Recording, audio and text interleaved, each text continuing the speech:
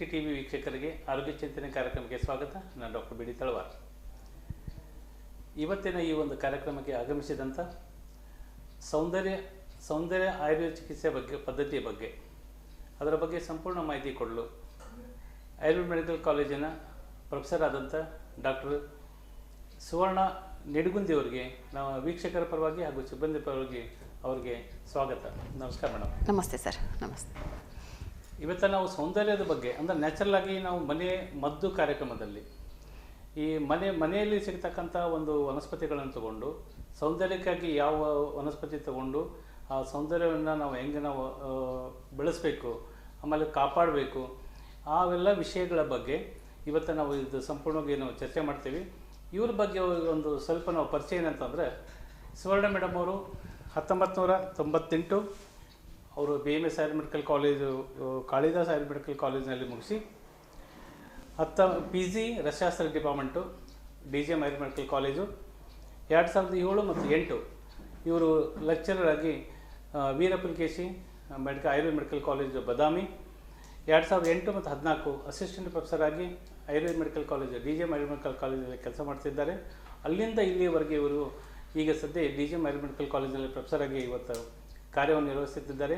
ಇವರಿಗೆ ಇನ್ನೊಂದು ವಿಶೇಷವಾಗಿ ಏನಂತಂದರೆ, ಒಂದು ಈ ದಿನಪತ್ರಿಕೆಯಲ್ಲಿ ಆರ್ಟಿಕಲ್ ಒಂದು ಬರೆಯುವಂಥ ಒಂದು ಹವ್ಯಾಸ.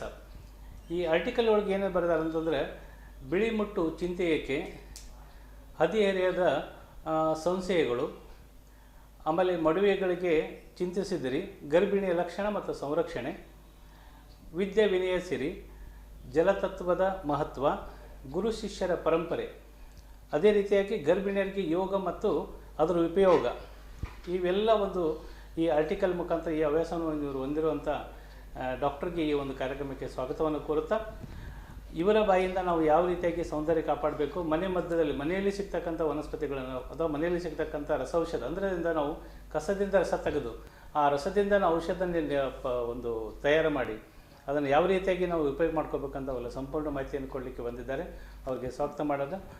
ನಮಸ್ಕಾರ ಮೇಡಮ್. ನಮಸ್ತೆ ಸರ್. ನಮಸ್ತೆ ಮೇಡಮ್. ನಮಗೆ ಮೇನ್ ಇಂಪಾರ್ಟೆಂಟ್ ಅಂದರೆ ಸೌಂದರ್ಯ ಹೆಚ್ಚು ಜಾಸ್ತಿ ಇಂಪಾರ್ಟೆಂಟ್ ಕೊಡೋದು ನಾವು ಮಹಿಳೆಯರು.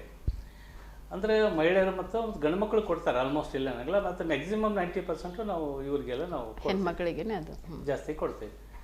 ಈಗ ಈ ಸೌಂದರ್ಯ ಬಗ್ಗೆ ಒಬ್ಬರು ಹೆಚ್ಚು ಈ ಒಂದು ಕಾಸ್ಮೆಟಿಕ್ ಬಗ್ಗೆ ಜಾಸ್ತಿ ಅವರು ಒಲವಾಗ್ತಾರೆ. ಅಂದರೆ ಕೆಮಿಕಲ್ಲು ಮತ್ತು ಆಯುರ್ವೇದ ಇವೆರಡು ಡಿಫ್ರೆನ್ಸಿಯೇಷನ್ ಬಗ್ಗೆ ಯಾವ ರೀತಿಯಾಗಿ ಅವರು ಯುಟಿಲೈಸ್ ಮಾಡ್ಕೋಬೇಕು, ಏನು ಮಾಡಬೇಕು ಸರ್? ಮೊಟ್ಟ ಮೊದಲಾಗಿ ಫಸ್ಟ್ ನಾವು ವಿಶ್ಲೇಷಣೆ ಮಾಡೋದಕ್ಕಿಂತ ಪೂರ್ವದೊಳಗೆ ಸೌಂದರ್ಯ ಅಂದರೆ ಏನು ಅನ್ನೋದು ನಮಗೆ ಗೊತ್ತಾಗಬೇಕು. ಯಾಕಂದ್ರೆ ಸರ್, ಈಗ ಸೌಂದರ್ಯ ಅನ್ನೋದು ಹೇಗಿದೆ ಅಂದ್ರೆ, ಒಂದು ಆಂತರಿಕ ಸೌಂದರ್ಯ, ಇನ್ನೊಂದು ಬಾಹ್ಯ ಸೌಂದರ್ಯ. ಎರಡು ರೀತಿಯೊಳಗೆ ಸೌಂದರ್ಯವನ್ನು ನಾವು ಕ್ಯಾಟಗರಿ ಮಾಡ್ತೀವಿ. ಈ ಸೌಂದರ್ಯದೊಳಗೆ ಬಾಹ್ಯ ಸೌಂದರ್ಯ ಅಂದರೆ ನಾವು ನೋಡೋವ್ರಿಗೆ, ಅಂದರೆ ನೋಡೋರ ದೃಷ್ಟಿಯೊಳಗೆ ನಾವು ಯಾವ ರೀತಿ ಕಾಣಿಸ್ತಿದ್ದೀವಿ ಅನ್ನೋ ರೀತಿಯೊಳಗೆ ಒಂದು ಸೌಂದರ್ಯ ಇರ್ತೈತಿ. ಆಂತರಿಕ ಸೌಂದರ್ಯ ಅಂದರೆ ನಾವು ಮಾನಸಿಕವಾಗಿ ಸದೃಢವಾಗಿ ಮಾನಸಿಕ ನೆಮ್ಮದಿಯಿಂದ ಆರಾಮಾಗಿ ನಾವು ಇದ್ವಿ ಅಂದ್ರೆ ಮಾತ್ರ ನಮ್ಮ ಮುಖದಲ್ಲಿ ಏನು ಲಕ್ಷಣಗಳು ಕಾಣಿಸ್ತಾವಲ್ಲ ಅದು ಆಂತರಿಕ ಸೌಂದರ್ಯದಿಂದ ಕೂಡಿರ್ತೈತಿ. ಈ ರೀತಿಯೊಳಗೆ ಮೊದಲು ಅಂದರೆ ನಾವು ಬಹಳಷ್ಟು ಹಿಂದಿನ ಕಾಲದಿಂದನೂ ನಾವು ವೇದ ಕಾಲದಿಂದನೂ ನೋಡ್ಕೊತ ಬಂದಾಗ ಸೌಂದರ್ಯದ ಬಗ್ಗೆ ಬಹಳಷ್ಟು ಒತ್ತು ಕೊಟ್ಟಿದ್ದಾರೆ ಸರ್. ಕೆಲವೊಂದು ಕಡೆಗೆ ಶಾಸ್ತ್ರದಲ್ಲಿ, ತತ್ವಶಾಸ್ತ್ರದಲ್ಲಿ, ಸಂಖ್ಯಾಶಾಸ್ತ್ರದೊಳಗೆ ಬಹಳಷ್ಟು ರೀತಿಯೊಳಗೆ ಒತ್ತು ಕೊಟ್ಟಿದ್ದಾರೆ ಸರ್. ಆದ್ರೆ ಈ ರೀತಿಯೊಳಗೆ ಈಗಿನ ನಾವು ದಿನಮಾನದೊಳಗೆ ನಾವೇನು ಬಳಸ್ತೀವಲ್ಲ ಸರ್, ಈಗ ಕಾಸ್ಮೆಟಿಕ್ಸ್ ಪ್ರಾಡಕ್ಟ್ಸ್ ಅಂತ ಹೇಳಿ ಮಾರ್ಕೆಟಲ್ಲಿ ಅವೈಲೇಬಲ್ ಇರುವಂಥ ಸೌಂದರ್ಯಗಳನ್ನು ಬಳಸ್ಕೊಂಡು ನಾವೇನು ಮೇಕಪ್ ಅಂತ ಹೇಳಿ ಮಾಡ್ಕೊತೀವಲ್ಲ, ಆ ಸೌಂದರ್ಯವನ್ನು ಹೊರತುಪಡಿಸಿ ಕೆಲವೊಂದು ರೀತಿಯೊಳಗೆ ಸೌಂದರ್ಯವನ್ನು ನಾವು ಹೇಗೆ ಕಾಪಾಡ್ಕೋಬೇಕು ಅನ್ನೋ ರೀತಿಯೊಳಗೆ ತುಲನಾತ್ಮಕ ರೀತಿಯೊಳಗೆ ಹೇಳ್ತಾರೆ. ನೀವು ಹೇಳಿದಾಗೆ ಸೌಂದರ್ಯ ಅಂದರೆ ಹೆಚ್ಚು ಹೋಲಿಕೆ ಮಾಡೋದು ಹೆಣ್ಮಕ್ಳಿಗೇನೆ ಸರ್. ಯಾಕಂದರೆ ಎಷ್ಟೇ ನಾವು ಮಹಾಕಾವ್ಯಗಳನ್ನು ನೋಡಿದಾಗ, ರಾಮಾಯಣ, ಮಹಾಭಾರತ, ಅಭಿಜ್ಞಾನ ಶಾಕುಂತಲ ಇಂಥವು ಎಷ್ಟೋ ಕಾವ್ಯಗಳನ್ನು ನೋಡಿದಾಗ ಹೆಣ್ಣಿಗೇನೆ ಒಂದು ವಿಶೇಷ ಗೌರವವನ್ನು ಕೊಟ್ಟಿರುವಂಥದ್ದು. ಮತ್ತು ಸೌಂದರ್ಯವನ್ನು ವರ್ಣಿಸಬೇಕಾದ್ರೂ ಕೂಡ ಕಮಲದ ಕಣ್ಣುಗಳು, ಕಾಮನ ಬಿಲ್ಲಿನಂಥ ಹುಬ್ಬುಗಳು, ಸಂಪಿಗೆ ಮೂಗಂತ ಮೂಗು ಅಂತ ಈ ಥರ ಆ ಥರದ್ದು ರೀತಿಯೊಳಗನ ಈ ರೀತಿಯೊಳಗನ ಹೋಲಿಸ್ತಾರೆ ಸರ್. ಆ ರೀತಿಯೊಳಗೆ ಎಲ್ಲಿ ಗಂಡ್ಮಕ್ಳಿಗೆ ಹಂಗಂತ ಹೇಳಿ ಗಂಡ್ಮಕ್ಳನ್ನ ಅಲ್ಗಳೆಯೋಂಗಿಲ್ಲ. ಆ ರೀತಿಯೊಳಗನ ಸ್ವಲ್ಪ ಹೆಚ್ಚು ಹೆಣ್ಮಕ್ಳಿಗೇನೆ ಸೌಂದರ್ಯದ ಬಗ್ಗೆ ಒಲವು ಅವರಿಗೆ ಜಾಸ್ತಿ. ಚಲೋ ಕಾಣಿಸ್ಬೇಕು, ವಯಸ್ಸಾದ್ರೂ ಕೂಡ ಚಂದ ಕಾಣಿಸ್ಬೇಕು ಅನ್ನೋದು ಬಹಳಷ್ಟು ಇರ್ತೈತಿ ಹೆಣ್ಮಕ್ಳಿಗೆ. ಬಟ್ ಹೋಲಿಕೆನೂ ಕೂಡ ಸೌಂದರ್ಯ ಅಂದ್ರೆ ಹೆಣ್ಣು, ಹೆಣ್ಣು ಅಂದ್ರೇ ಸೌಂದರ್ಯ ಅನ್ನೋ ರೀತಿ. ಈಗ ನಾವು ಸೌಂದರ್ಯದ ಬಗ್ಗೆ ನಾವು ಹೇಳೋಕ್ಕಿಂತ ಪೂರ್ವದಲ್ಲಿ ಒಬ್ಬ ಮಹಿಳೆ ಕೇವಲ ಸೌಂದರ್ಯ ಬಗ್ಗೆ ಇಂಪಾರ್ಟೆಂಟ್ ಕೊಡಂಗಿಲ್ಲ. ನೀವು ಹೇಳಿದಂಗೆ ಮಾನಸಿಕವಾಗಿ ಅಂತ ಫಸ್ಟ್ ಒಂದು ಪಾಯಿಂಟ್ ಬರ್ತದೆ. ಮಾನಸಿಕವಾಗಿ ಆ ಹೆಣ್ಮಗಳು ಮಾನಸಿಕವಾಗಿ ಇದ್ಲ ಅಂತಂದ್ರೆ ಅಕ್ಕಿನ ಸೌಂದರ್ಯ ಕುಗ್ಗುತ್ತಂತೀರಾ? ಸರ್, ಈಗ ಹೇಗಾಗ್ತೈತಿ, ಯಾಕಂದ್ರೆ ನಮ್ದು ಮನಸ್ಸಿನ ಎಲ್ಲ ಭಾವನೆಗಳು ಮುಖದ ಮುಖಾಂತರ ಎಕ್ಸ್ಪ್ರೆಸ್ ಆಗ್ತಿರ್ತಾವೆ ಸರ್. ಭಾವನೆಗಳು ಹೊರಗೆ ಬರ್ತಿರ್ತಾವೆ. ಈಗ ನಾವು ನೋಡಿದ ತಕ್ಷಣ ಮುಖದೊಳಗೆ ಖಿನ್ನತೆ ಇರೋದು, ದುಃಖದ ಛಾಯೆ ಎದ್ದು ಕಾಣುವಂಥದ್ದು, ಇದು ಎಷ್ಟು ನಾವು ನಾಟಕ ಮಾಡಿದ್ರು, ಎಷ್ಟು ನಾವು ಪರದೆ ಹಾಕ್ಕೊಂಡ್ರು ಮುಖದ ಮುಖಾಂತರ ಎಕ್ಸ್ಪ್ರೆಸ್ ಆಗುವಂಥದ್ದು ಒಂದು ಎಷ್ಟೋ ಜನಗಳನ್ನು ನೋಡ್ತಿರ್ತೀವಿ ಸರ್. ಹಾಂ, ಅದು ನಾಟಕೀಯವಾಗೇ ಇರ್ತೈತೆ ಸರ್. ಅದಕ್ಕೆ ಯಾವಾಗ್ಲೂ ನಮ್ಮ ಮನಸ್ಸು ಚೆನ್ನಾಗಿತ್ತು ಅಂತಂದರೆ, ಧನಾತ್ಮಕ ಯೋಚನೆಗಳು ನಮ್ಮಲ್ಲಿ ಜಾಸ್ತಿ ಒಲವು ಇಟ್ಕೊಂಡಿದ್ವಿ ಅಂದ್ರೆ ಮಾತ್ರ ಪಾಸಿಟಿವ್ ಥಿಂಕಿಂಗ್, ಧನಾತ್ಮಕ ಯೋಚನೆಗಳು, ಪಾಸಿಟಿವ್ ಥಿಂಕಿಂಗ್ ನಮ್ಮಲ್ಲಿ ಜಾಸ್ತಿ ಇದ್ವು ಅಂತಂದ್ರೆ ಅದೆಲ್ಲ ನಮ್ಗೆ ಎಷ್ಟೇ ದುಃಖ ಇರಲಿ, ಎಷ್ಟೇ ನಮ್ಮದು ಬಡತನ ಇರಲಿ, ಸಿರಿತನ ಇರಲಿ, ಏನೇ ಇದ್ರೂ ಕೂಡ ಅದು ನಮ್ಮ ಅಂದ್ರೆ ಮುಖ ಕನ್ನಡಿ ಇದ್ದ ಹಾಗೆ ಸರ್ ನಮಗೆ ಅದು. ಹಾಗಾಗಿ ಮುಖದ ಮುಖಾಂತರ ಅವಳ ಸೌಂದರ್ಯ ಡೆಫಿನೆಟ್ಲಿ ಕಾಣಿಸುತ್ತೆ ಸರ್. ಯಾಕಂದರೆ ಯಾವಾಗಲೂ ಅವರ ಮಂದಹಾಸ, ಸಂತೃಪ್ತತ ಭಾವ. ಈಗ ಕೆಲವೊಬ್ಬರಿಗೆ ಎಷ್ಟೇ ಆಸ್ತಿ ಇರ್ತೈತಿ, ಎಲ್ಲ ಇರ್ತೈತಿ, ಆದರೂ ಮಾನಸಿಕ ನೆಮ್ಮದಿ ಇರೋದಿಲ್ಲ ಸರ್. ಇರಂಗಿಲ್ಲ ಅಂದ ತಕ್ಷಣ ಏನಾಗ್ತೈತಿ, ಅವ್ರು ಯಾವಾಗಲೂ ಖಿನ್ನತೆಯೊಳಗೆ ಬಳಕ್ತಿರ್ತಾರೆ. ಹಿಂಗಿದ್ದಂಥ ಸಂದರ್ಭದೊಳಗೆ ಮುಖದ ಮುಖಾಂತರ ಅವರು ನಾಟಕೀಯವಾಗಿ ಸೌಂದರ್ಯವನ್ನು ಮಾಡಿಕೊಂಡು ಆ ರೀತಿಯೊಳಗೆ ಚಂದ ಕಾಣಿಸ್ತಿರ್ಬೋದು, ಬಟ್ ಅದು ರಿಯಾಲಿಟಿ ಅಂತ ಇರೋದೇ ಇಲ್ಲ ಸರ್. ಅದು ಯಾವಾಗ್ಲೂ ಅಂದ್ರೆ ನಿಮ್ಮ ಪ್ರಕಾರ ಈ ಸೌಂದರ್ಯಕ್ಕಿಂತ ಮುಂಚೆಕ ಮಾನಸಿಕವಾಗಿ ಸದೃಢವಾಗಿರ್ಬೇಕು, ಪಾಸಿಟಿವ್ ಥಿಂಕಿಂಗ್ ಇರಬೇಕು. ಆಮೇಲೆ ಬಗ್ಗೆ ಮಹಿಳೆಗೆ ಏನಿರ್ಬೇಕಂತಂದ್ರೆ ಒಂದು ಸ್ಮೈಲಿಂಗ್ ಫೇಸ್. ಅಂದ್ರೆ ಒಂದು ಮನೆಯೊಳಗೆ ಯಾರ ಬಂದ್ರು ಗೌರವ ನಕ್ಕೊಂಡ್ ಕರ್ರೆ ಕಾಣಿಸೋದು. ಅವ್ರ ಸೌಂದರ್ಯ ನೋಡಿ ಅಂತ ಇಲ್ಲ ಅಂತ ಬರಂಗಿಲ್ಲ. ಈಗ ಲಿಫ್ಟಿಕ್ ಹಚ್ಕೊಂಡು, ಕಾಜಲ್ ಹಚ್ಕೊಂಡು ಚಂದ ಕಾಣಿಸೋದಲ್ಲ ಸರ್. ಯಾವಾಗ್ಲೂ ಕೇವಲ ಡ್ರಾಮಾ. ನಮ್ಮ ಭಾವನೆಗಳು, ನಾವು ಯಾವ ರೀತಿ ರಿಸೀವ್ ಮಾಡ್ಕೊತಿರ್ತೀವಿ, ನೋಡೋರನ್ನ ಯಾವ ರೀತಿ ದೃಷ್ಟಿಯೊಳಗೆ ನೋಡ್ತಿರ್ತೀವಿ ಅನ್ನೋದ್ರ ಮೇಲೇನು ಈ ಸೌಂದರ್ಯವನ್ನು ನಾ ಅದನ್ನು ಹೇಳೋಕ್ಕೆ ಇಷ್ಟಪಡ್ತೀನಿ ಸರ್. ಯಾಕಂದ್ರೆ ನಾವು ಮಾನಸಿಕವಾಗಿ ಸದೃಢವಾಗಿರಬೇಕು, ಧನಾತ್ಮಕ ಆಲೋಚನೆಗಳು ಚೆನ್ನಾಗಿರಬೇಕು ನಮ್ಮಲ್ಲಿ. ಈಗ ನಮ್ಮ ಸೌಂದರ್ಯ ಅಂತ ಒಂದು ಮಹಿಳೆಗೆ ಆರಂಭ ಆಗೋದು ಯಾವಾಗ ಅಂತಂದ್ರೆ ಎಡೋಲೆಸೆಂಟ್ ಏಜ್ ಬಂದ್ಮೇಲೆ, ಹೌದ್ರಿ? ಆ ಎಡೋಲೆಸೆಂಟ್ ಏಜ್ ಬಂದಮೇಲೆ ಆಕೆಗೆ ಒಂದು 18 ಅಥವಾ 16 ಇದ್ದಾಗ ಪ್ರಾರಂಭ ಆಗುತ್ತೆ ಯೌವನಾವಸ್ಥೆ ಅಂತ ಹೇಳಿದ್ರೆ. ಆಕೆ ಯಾವಾಗಲೂ ಕನ್ನಡಿ ಮುಂದೆ ನಿಂತ್ಕೋತಾಳೆ. ಬಟ್ ನನ್ನ ಒಂದು ಜನರ ಒಂದು ಏನೋ ಉದ್ದೇಶ ಅಂದರೆ, ಆ ಒಂದು ಏಜ್ನೊಳಗೆ ಈಗ ಮನೆಯ ರೊಕ್ಕ ಕೈದ್ರೆ ಯಾರು ಕೊಡೋಂಗಿಲ್ಲ, ಸಿಕ್ಕಾಪಟ್ಟೆ ಕಾಸ್ಟ್ಲಿ ಇರ್ತಾವೆ. ಆ ಒಂದು ಹುಡುಗಿ ಅಥವಾ ಒಂದು ಅಡೋಲೆಸೆಂಟ್ ಏಜ್ದ ಹುಡುಗಿ ಮನೆಯೊಳಗೆ ಸಿಗ್ತಕ್ಕಂಥ ಈ ಸೌಂದರ್ಯವರ್ಧಕಗಳು ತಮ್ಮ ಪ್ರಕಾರ ಯಾವ್ಯಾವ? ಈಗ ಸರ್ ಅಡೋಲೆನ್ಸ್ ಏಜ್ ಅಂತಂದರೆ ನಾವು ಅಂದ್ರೆ ಡಿವೈಡ್ ಮಾಡ್ತೀವಿ ಸರ್.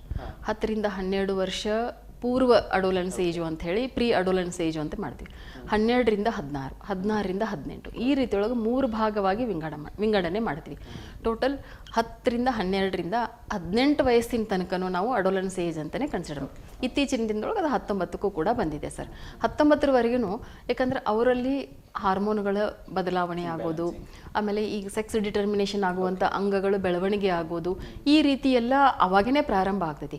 ಅವಳೊಳಗೆ ಏನೋ ಒಂದು ಬದಲಾವಣೆ ಆಗ್ತೈತಿ. ಬದಲಾವಣೆ ಅನ್ಸಕ್ಕೆ ಹತ್ತಿದ ಕೂಡ ಅವಳಿಗೆ ಮಾನಸಿಕ ಚಿಂತನೆ ಸ್ವಲ್ಪ ಬದಲಾವಣೆ ಆಗ್ತೈತಿ. ಅಂದ್ರೆ ನಾನು ಬೆಳೀತಾ ಇದ್ದೀನಿ, ಏನೋ ನನ್ನಲ್ಲಿ ಚೇಂಜಸ್ ಅನ್ನಿಸ್ತಾ ಇದೆ, ನಾನು ದೊಡ್ಡವಳಾಗ್ತಾ ಇದ್ದೀನಿ, ನಾನು ಚೆಂದ ಕಾಣಿಸ್ಬೇಕು, ನೋಡೋರು ನನ್ನನ್ನೇ ನೋಡೋ ರೀತಿಯೊಳಗೆ ಇರಬೇಕು ಅನ್ನೋ ಏನೋ ಭಿನ್ನ ಅಭಿಪ್ರಾಯಗಳು ಅವಳಲ್ಲಿ ಬರಕ್ಕೆ ಪ್ರಾರಂಭ ಆಗ್ತದೆ ಸರ್. ಆ ಸಂದರ್ಭದೊಳಗೆ ಹಾರ್ಮೋನ್ಗಳ ವ್ಯತ್ಯಾಸನೂ ಬಹಳಷ್ಟು ಆಗ್ತಿರ್ತೈತೆ ಸರ್ ಅವಳ ದೇಹದೊಳಗೆ. ಆ ಹಾರ್ಮೋನ್ಗಳ ವ್ಯತ್ಯಾಸದಿಂದ ಈಗ ಮುಟ್ಟಿನ ರೀತಿಯೊಳಗೂ ವೈಪರೀತ್ಯಗಳು ಕಾಣಿಸ್ಕೊಳ್ಳೋಕೆ ಪ್ರಾರಂಭ ಆಗ್ತವೆ. ಅದ್ರ ಜೊತೆಗೆ ಈ ತಲೆಯಲ್ಲಿರ್ತಕ್ಕಂಥ ಹೊಟ್ಟೆ ಇರ್ಬೋದು, ಮುಖದ ಮೇಲೆ ಮೊಡವೆಗಳು ಕಾಣಿಸ್ಕೊಳ್ಳಿರು, 100% ಎಲ್ಲರಿಗೂ ಕಾಣಿಸ್ಕೋಬೇಕಂತಿರಲ್ಲ, ಸಾಮಾನ್ಯವಾಗಿ ಕಾಣಿಸ್ಕೊಳ್ಳುವಂಥ ಕಾಯಿಲೆಗಳು ಸರ್ ಇವು. ಈಗ ನೀವು ಮೊಡವೆ ಅಂದ್ರಲ್ಲ, ಈ ಏಕೆನಿಂದ ಆ ಏಜ್ನೇ ಬರುವಂಥ ಒಂದು ಇದು, ಅಲ್ಲಿ ನ್ಯಾಚುರಲ್ ಆಗಿ ನಮ್ಮ ಮನೆ ಮದ್ದು ಒಳಗೆ ಏನು ಯೂಸ್ ಮಾಡೋಕೆ ಅವರು ಸರ್, ಮೊದಲು ಈ ಮೊಡವೆ ಬರೋದಕ್ಕೆ ಕಾರಣಗಳನ್ನು ನಾವು ನೋಡ್ಕೋಬೇಕು. ಯಾಕಂದ್ರೆ ನಾವು ಪದೇ ಮುಖ ತೊಳಿಲಿಲ್ಲ ಅಂದರೆ ಜಿಡ್ಡಿನ ಅಂಶ ನಮ್ಮ ಮುಖದೊಳಗೆ ಅಂಟುಕೊಂಡು ಮೊಡವೆಗಳು ಉತ್ಪತ್ತಿ ಆಗ್ತದೆ. ಕೆಲವೊಂದು ಸರಿಗೆ ಹಾರ್ಮೋನ್ಗಳ ವೈಪರೀತ್ಯದಿಂದ ಮೊಡವೆಗಳು ಬರ್ತವೆ. ಆಮೇಲೆ ಎಷ್ಟೋ ಜನ ಮಕ್ಕಳು ಈಗ ಜಂಕ್ ಫುಡ್ಗಳನ್ನು, ಬೇಕರಿ ಐಟಮ್ಸ್ಗಳಿಗೆ ಮೊರೆ ಹೋಗ್ಬಿಡ್ತಾರೆ. ಜಾಸ್ತಿ ಪಾನಿಪುರಿ ತಿನ್ನೋದಿರಲಿ, ಬೇಕರಿ ಐಟಮ್ಸ್ಗಳನ್ನು ತಿನ್ನೋದಿರಲಿ, ಈ ರೀತಿಯೊಳಗೂ ಅವರು ಸೇವನೆ ಮಾಡ್ತಿರ್ಬೇಕಾದ್ರೆ ಅನೇಕ ಕಾಯಿಲೆಗಳು ಅವ್ರಿಗೆ ಉತ್ಪತ್ತಿ ಆಗ್ತವೆ. ಆ ಕಾಯಿಲೆಯೊಳಗೆ ಮೊಡವೆನೂ ಕೂಡ ಒಂದು. ಆಮೇಲೆ ಕೆಲವೊಂದು ಸರಿಗೆ ಪ್ರೊಟೆಕ್ಷನ್ ಮಾಡ್ಕೊತಿರಂಗಿಲ್ಲ, ಹೇಗೆ ಬೇಕಾಗಿರ್ತಾರೆ. ಆಮೇಲೆ ಪ್ರಾಪರ್ ಇಂಟೇಕ್ ಆಫ್ ವಾಟರ್ ಇರಂಗಿಲ್ಲ, ನೀರನ್ನು ಸರಿಯಾಗಿ ಕುಡಿತಿರಂಗಿಲ್ಲ, ಆಹಾರದ ಪ್ರಕ್ರಿಯೆ ವ್ಯತ್ಯಾಸ ಆಗ್ತಾ ಹೋಗ್ತೈತಿ. ಅಂದರೆ ಟೈಮ್ ಸರಿ ಪದ್ಧತಿಗಳನ್ನು ಬಳಸೋದಿಲ್ಲ, ಬೇಗ ಏಳೋದಿಲ್ಲ, ರಾತ್ರಿ ತಡವಾಗಿ ಮಲಗೋದು, ತಡವಾಗಿ ಮಲಗಿ ಬೆಳಗ್ಗೆ ಏಳಾರ್ದಂಗೆ 8 ಗಂಟೆ 9 ಗಂಟೆ ಕೇಳೋದು. ಈ ರೀತಿ ಒಳಗೂ ಅವ್ರು ಇದ್ದಾಗೂ ಕೂಡ ದೇಹದೊಳಗೆ ಸಾಕಷ್ಟು ಬದಲಾವಣೆ ಆಗ್ತವೆ. ಆ ಬದಲಾವಣೆಗಳೇ ರೋಗದ ರೂಪದೊಳಗೆ, ಅನೇಕ ಲಕ್ಷಣದ ರೂಪದೊಳಗೆ ಹೊರಗೆ ಬರ್ತವೆ. ಅದರೊಳಗೆ ಬರೋವಂಥದ್ದು ಒಂದು ದೇಹದ ದಾರ್ಢ್ಯತೆ, ಅಂದರೆ ನಾವು ಸ್ಥೌಲ್ಯತ ಅಂತ ಹೇಳ್ತೀವಿ, ದಪ್ಪನಾಗೋದು ಅಂತ ಹೇಳ್ತೀವಿ. ಇದು ಒಂದು ಜಾಸ್ತಿ ಆಗ್ತಾ ಹೋಗುತ್ತೆ. ಇದು ಕೂಡ ಒಂದು ಸೌಂದರ್ಯಕ್ಕೆ ಮಾರಕನೇ ನಮಗೆ. ಅದರ ಜೊತೆಗೆ ತಲೆಯಲ್ಲಿ ಹೊಟ್ಟು ಪ್ರಾರಂಭ ಆಗ್ತೈತಿ. ಅದರ ಜೊತೆಗೆ ಮುಖದ ಮೇಲೆ ಮೊಡವೆಗಳು ಪ್ರಾರಂಭ. ಈ ರೀತಿಯೊಳಗೆ ಫಸ್ಟ್ ಕಾರಣಗಳು ಸರ್ ಇವೆಲ್ಲ. ಈ ಕಾರಣಗಳು ನಮಗೆ ಅಂದರೆ ಈ ನಮ್ಮ ನ್ಯಾಚುರಲ್ ಆಗಿ ನಾವು ಈಗ ಸೌಂದರ್ಯವನ್ನು ನಾವು ಚೆನ್ನಾಗೇ ಕಾಪಾಡ್ಕೋಬೇಕು. ಕೆಮಿಕಲ್ಸ್ಗಳನ್ನು ಯೂಸ್ ಮಾಡಬಾರ್ದು ಯಾವುದೇ ರೀತಿಯಿಂದ. ಮನೆಯೊಳಗೆ ಇರ್ತಕ್ಕಂಥ ನಾವು ಏನೋ ಔಷಧಿಗಳನ್ನು, ಅಂದರೆ ನಮ್ಗೆ ಅಡುಗೆ ಮನೆಯ ಒಂದು ಔಷಧಾಲಯ ಇದ್ದ ಹಾಗೆ. ಅಡುಗೆ ಮನೆಯೊಳಗೆ ಸಿಗುವಂಥ ಎಷ್ಟೋ ಸಾಂಬಾರು ಪದಾರ್ಥಗಳನ್ನು ನಾವು ಔಷಧಿ ರೂಪವಾಗಿ ಬಳಸ್ತೀವಿ ಆಯುರ್ವೇದ ಶಾಸ್ತ್ರದೊಳಗೆ. ಯಾಕಂದ್ರೆ ಅದರೊಳಗೆ ಯಾಲಕ್ಕಿ ಇರ್ಬೋದು, ಮೆಣಸು ಇರ್ಬೋದು, ತೊಕ್ಕಿ ಇರ್ಬೋದು, ಇವುಗಳನ್ನೆಲ್ಲ ಔಷಧಿ ರೂಪದೊಳಗೆ ನಾವು ಬಳಸ್ತೀವಿ ಶಾಸ್ತ್ರೋಕ್ತವಾಗಿ. ಈ ತಾಲಿಸಾದಿ ಚೂರ್ಣ ಅಂತ ಹೇಳ್ತೀರಿ, ಸೀತೋಪಲಾದಿ ಚೂರ್ಣ ಅಂತ ಹೇಳ್ತೀರಿ, ಅವೆಲ್ಲ ಅಡುಗೆ ಮನೆಯೊಳಗಿರೋವೇ ಔಷಧಿಗಳು, ಆಹಾರಗಳು ಔಷಧಿ ರೂಪವಾಗಿ ಪರಿವರ್ತನೆ. ಅವುಗಳು ಅವರು ಮನೆಗೆ ಏನು ಹೇಳಿದ ಅರಿಶಿನ ಎಲ್ಲ ತೊಕ್ಕಲ್ಲಿ ಹೇಳಿಲ್ಲ, ಅವನ್ನ ಅಲ್ಲಿ ಪ್ರಿಪೇರ್ ಮಾಡಬೇಕಾದ್ರೆ ಅವನ್ನೆಲ್ಲ ಮಿಕ್ಸಿಂಗ್ ಮಾಡಿಕೊಂಡು ಪೇಸ್ಟಾಗಿ ಮಾಡಿಕೊಂಡು ಅವರು ಅಪ್ಲೈ ಮಾಡ್ಬೋದು ಸರ್. ಅದಕ್ಕೆ ಅದರದೇ ಆದಂಥ ಒಂದು ಗುಣಧರ್ಮ ಇರ್ತೈತೆ ಸರ್. ಈಗ ಪ್ರಕೃತಿಗೆ ಅನುಸಾರವಾಗಿ, ಅಂದರೆ ಈಗ ನಾವು ಪಿತ್ತ, ವಾತ, ಕಫ ಪ್ರಕೃತಿ ಅಂತ ಹೇಳ್ತೀವಲ್ಲ, ಹಾಂ ಮಾಡ್ತೀವಿ ಸರ್. ಅಂದರೆ ಈಗ ಸ್ವಲ್ಪ ಕಫ ಪ್ರಕೃತಿ ಇದ್ದಂಥವ್ರಿಗೆ ಏನಾಗ್ತೈತಿ, ಜಿಡ್ಡಿನ ಅಂಶ, ಫ್ಯಾಟು ಜಾಸ್ತಿ, ಜಿಡ್ಡಿನ ಅಂಶನೂ ಜಾಸ್ತಿ. ಅಂಥವ್ರಿಗೆ ಮತ್ತೆ ನೀವು ಹಾಲಿನ ಕೆನೆಯನ್ನು ಅಪ್ಲೈ ಮಾಡ್ಕೊಳಕ್ಕೆ ಕೊಟ್ರೆ ಮತ್ತೆ ಅವರಿಗೆ ಜಾಸ್ತಿ ಆಗ್ತಾ ಹೋಗುತ್ತೆ. ಅಂದರೆ ಪ್ರಕೃತಿಗೆ ಅನುಸಾರವಾಗಿ ನಮಗೆ ಗೊತ್ತಿರಬೇಕು ಯಾವುದು ಒಳ್ಳೇದು. ಹಾಲಿನ ಕೆನೆ ಜಾಸ್ತಿ ಯೂಸ್ ಮಾಡಬಾರ್ದು ಸರ್, ಮಾಡಬಾರ್ದು ಅವರು. ಅದೇ ರೀತಿ ಒಳಗೆ ಈಗ ನಾವು ನಮ್ದು ಮುಖದೊಳಗೆ ಏನಾಗಿದೆ ಅನ್ನೋದ್ರ ಮೇಲೆ ಮನೆಯೊಳಗೆ ನಮ್ಮ ಕಡೆ ಏನು ಸಿಗ್ತಾವೆ, ಈ ಬೇಸನ್ ಪೌಡ್ರ್, ಕಡಲೆ ಪುಡಿ ಅಂತ ಹೇಳ್ತೀವಿ, ಕಡಲೆ ಹಿಟ್ಟು ಅಂತೇಳಿ, ಇದು ಸರ್ವೇ ಸಾಮಾನ್ಯವಾಗಿ ಬಳಸುವಂಥರು. ಹಿಂದಕಿನ ಕಾಲದೊಳಗಿಂದ ಹಿಡ್ಕೊಂಡು ಈಗಿನ ದಿನಮಾನದೊಳಗೂ ಹಳ್ಳಿಯೊಳಗೂ ಕಡಲೆ ಪುಡಿಯನ್ನು ಕಡಲೆ ಹಿಟ್ಟನ್ನು ಎಲ್ಲರೂ ಬಳಸ್ತಾರೆ ಸರ್. ಅದು ಹಾಲಿನೊಂದಿಗೆ ಮಿಕ್ಸ್ ಮಾಡೋದಿರಲಿ, ನೀರಿನೊಂದಿಗೆ ಇರಲಿ, ಮೊಸರಿನೊಂದಿಗೆ ಇರಲಿ, ಈ ರೀತಿ ಒಳಗೆ ರೋಸ್ ವಾಟರ್ ಈಗೀಗ ಬಂದಿದೆ, ರೋಸ್ ವಾಟರ್ ಜೊತೆಗೂ ಮಿಕ್ಸ್ ಮಾಡಿ ಹಚ್ತಾರೆ. ಈ ಕಡಲೆ ಹಿಟ್ಟು ಮತ್ತು ಮಕ್ಕಳಿಗೆಲ್ಲ, ಚಿಕ್ಕ ಮಕ್ಕಳಿಗೆ ಡೆಲಿವರಿ ಆದಂಥ ಮಕ್ಕಳಿಗೆಲ್ಲ ಸ್ನಾನ ಮಾಡಬೇಕಾದ್ರೆ ಸೋಪನ್ನು ಕೂಡ ಯೂಸ್ ಮಾಡೋದಿಲ್ಲ ಸರ್, ಕೆಮಿಕಲ್ಸ್. ಕಡಲೆ ಹಿಟ್ಟು ಹಚ್ಚಿ ಹಿಂದಿನ ಜನ ಎಲ್ಲ ಸ್ನಾನ ಮಾಡಿಸ್ತಿದ್ರು. ಈಗೆಲ್ಲ ಅದು ಬೇಬಿ ಸೋಪ್ ಎಲ್ಲ ಬಂದಿದೆ ಬಿಡಿ ಸರ್. ಬಟ್ ಆ ಥರ ಎಲ್ಲ ಯೂಸ್ ಮಾಡ್ತಿದ್ರು. ಯಾಕಂದ್ರೆ ನಮ್ಮ ಚರ್ಮ ಸಂರಕ್ಷಣೆಗೆ ಕಡಲೆ ಹಿಟ್ಟು ಏನಿದೆಯಲ್ಲ ಬಹಳಷ್ಟು ಒಳ್ಳೆಯ ಅಂಶಕಾರಿಗಳನ್ನ ಹೊಂದಿರ್ತದೆ. ನೀವು ಪ್ರಕೃತಿ ಅಂತ ಹೇಳ್ತೀರಿ, ಆ ಜನಕ ಪ್ರಕೃತಿ ಬಗ್ಗೆ ಗೊತ್ತಿರಲ್ಲ, ವಾತ ಪಿತ್ತ ಕಫ ಏನೂ ಗೊತ್ತಿರಲ್ಲ. ಮಾಡ್ತೀವಿ. ಈಗ ವಾತ ಪ್ರಕೃತಿಯವರಿಗೆ ಚರ್ಮ ಒಂಥರ ಡ್ರೈ ಇರ್ತದೆ. ಈಗ ಅವರು ಡಾಕ್ಟರ್ ಸಲಹೆ ತಗೊಂಡು ಅವರು ಇದು ಫೇಸ್ ಇದು ಅಂದ್ರೆ ಸೌಂದರ್ಯ ಬಗ್ಗೆ ವಿಚಾರ ಮಾಡ್ಬೇಕಾಗತ್ತೋ ಅಥವಾ ಅಂತ ಒಂದು ವಾತ ಸಂದರ್ಭದೊಳಗೆ ಈಗ ಹೆಂಗಾಗ್ತೈತೆ ಸರ್, ಎಲ್ಲರಿಗೂ ಪ್ರಕೃತಿ ಅಸೆಸ್ಮೆಂಟ್ ಮಾಡುವಂಥ ಕ್ವಾಲಿಟಿ ಇರೋದಿಲ್ಲ, ಸಾಮಾನ್ಯ ಜನರಿಗೆ ಇರೋದಿಲ್ಲ. ವೈದ್ಯರಾದರೂ ಕೂಡ ಕೆಲವೊಂದ್ಸರಿಗೆ ಪ್ರಕೃತಿ ಅಸೆಸ್ಮೆಂಟ್ ಮಾಡೋದನ್ನ ಮಿಸ್ ಮಾಡ್ಕೊಂಡ್ಬಿಡ್ತೀವಿ ಎಲ್ಲೋ ಒಂದು ಕ್ಷಣಕ್ಕೆ. ಇಲ್ಲಿ ಏನಾಗ್ತೈತಿ, ಅವಳಿಗೆ ಗೊತ್ತಾಗ್ತೈತಿ ಎಣ್ಣೆ ಪದಾರ್ಥ ನನ್ನ ಮುಖ ಎಣ್ಣೆ ಬಸ್ದಂಗೆ ಅನಿಸ್ತಿರ್ತೈತಿ ಅಂತ ಹೇಳ್ತಾರೆ, ಡ್ರೈನೆಸ್ ಅನಿಸ್ತಿರ್ತೈತಿ ಅಂತ ಅವಳಿಗೆ ಗೊತ್ತಾಗ್ತೈತೆ. ಅದು ನನ್ನ ಮುಖ ಯಾಕೋ ಹೊಟ್ಟು ಬರ್ತಿದೆ, ಡ್ರೈ ಅನಿಸ್ತಿದೆ, ಚೆನ್ನಾಗಿ ಸ್ನಿಗ್ಧತೆ ಇಲ್ಲ ನನ್ನ ಮುಖದಲ್ಲಿ ಅಂತ ಅವಳಿಗೆ ಅನ್ನಿಸ್ತಕ್ಕೆ ಸ್ಟಾರ್ಟ್ ಆಗುತ್ತೆ.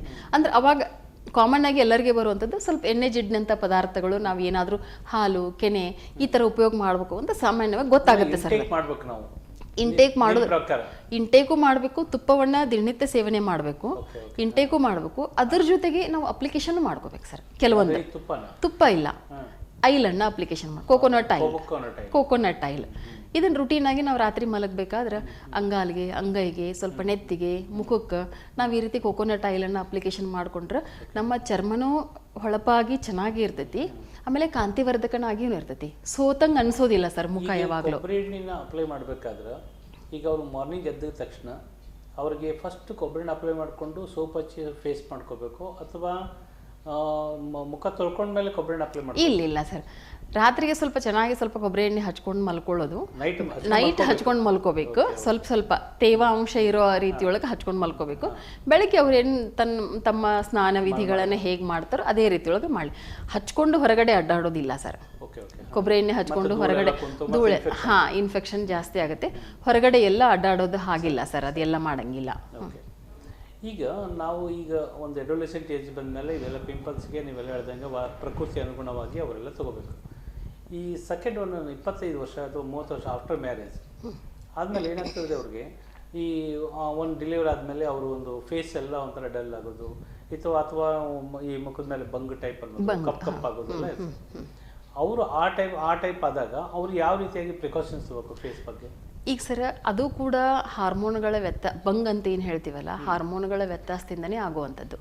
ಅದು ಕೂಡ ಪ್ರೆಗ್ನೆನ್ಸಿ ಒಳಗೆ ಡೆಲಿವರಿ ಆದಮೇಲೆ ಮೆನಪಾಸ್ ಟೈಮಲ್ಲಿ ಅಂದರೆ ಮುಟ್ಟೋ ನಿಲ್ಲೋ ಟೈಮ್ದೊಳಗೂ ಬರುವಂಥದ್ದು. ಮತ್ತು ಜಾಸ್ತಿ ಯಾರು ಸನ್ ರೈಸಸ್ಸಿಗೆ ಯಾರು ಎಕ್ಸ್ಪೋಸ್ ಆಗ್ತಿರ್ತಾರಲ್ಲ ಸರ್, ಅವ್ರಿಗೂ ಕೂಡ ಸ್ವಲ್ಪ ಮುಖದ ಮೇಲೆ ಕಪ್ಪು ಕಪ್ಪು ಕಲೆಗಳು ಉತ್ಪತ್ತಿ ಆಗ್ತವೆ ಸರ್. ಬಟ್ ಈ ಟೈಮ್ ಒಳಗೆ ಅಂದರೆ ಹೆರಿಗೆ ಟೈಮಲ್ಲಿ ಗರ್ಭಾವಸ್ಥೆಯಲ್ಲಿ ಮುಖದ ಮೇಲೆ ಏನು ಆ ಥರದ್ದು ನೀವು ಬಂಗ್ ಅಂತ ಹೇಳಿದ್ರಲ್ಲ, ಅದೇನು ಬರಕ್ಕೆ ಪ್ರಾರಂಭ ಆಗುತ್ತಲ್ಲ ಸರ್, ಅವಾಗ ಅದು ಹಾರ್ಮೋನ್ಗಳ ವ್ಯತ್ಯಾಸದಿಂದನೇ ಆಗ್ತೈತಿ. ಥೈರಾಯ್ಡ್ ಸಮಸ್ಯೆಗಳಿಂದನೂ ಬರ್ತೈತಿ. ಮೊದಲು ಅದನ್ನೆಲ್ಲ ನಾವು ವೈದ್ಯರ ಸಲಹೆ ಪಡಿಲೇಬೇಕಾಗ್ತೈತಿ.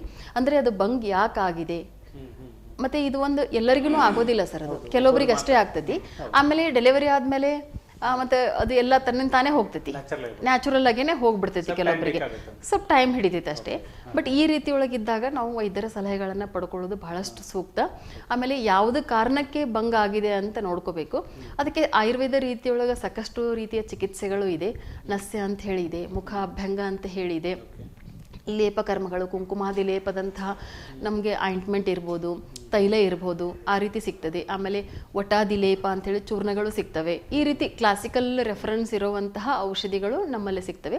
ಬಟ್ ಅದನ್ನೆಲ್ಲ ಮಾಡ್ಕೋಬೇಕು ಸರ್ ಅವರು. ಅಂದರೆ ವೈದ್ಯರ ಸಲಹೆ ಮೇರೆಗೆ ಈ ಆಯುರ್ವೇದ ಚಿಕಿತ್ಸೆಗಳನ್ನು ಕೂಡ ತಗೋಬೇಕಾಗ್ತದೆ.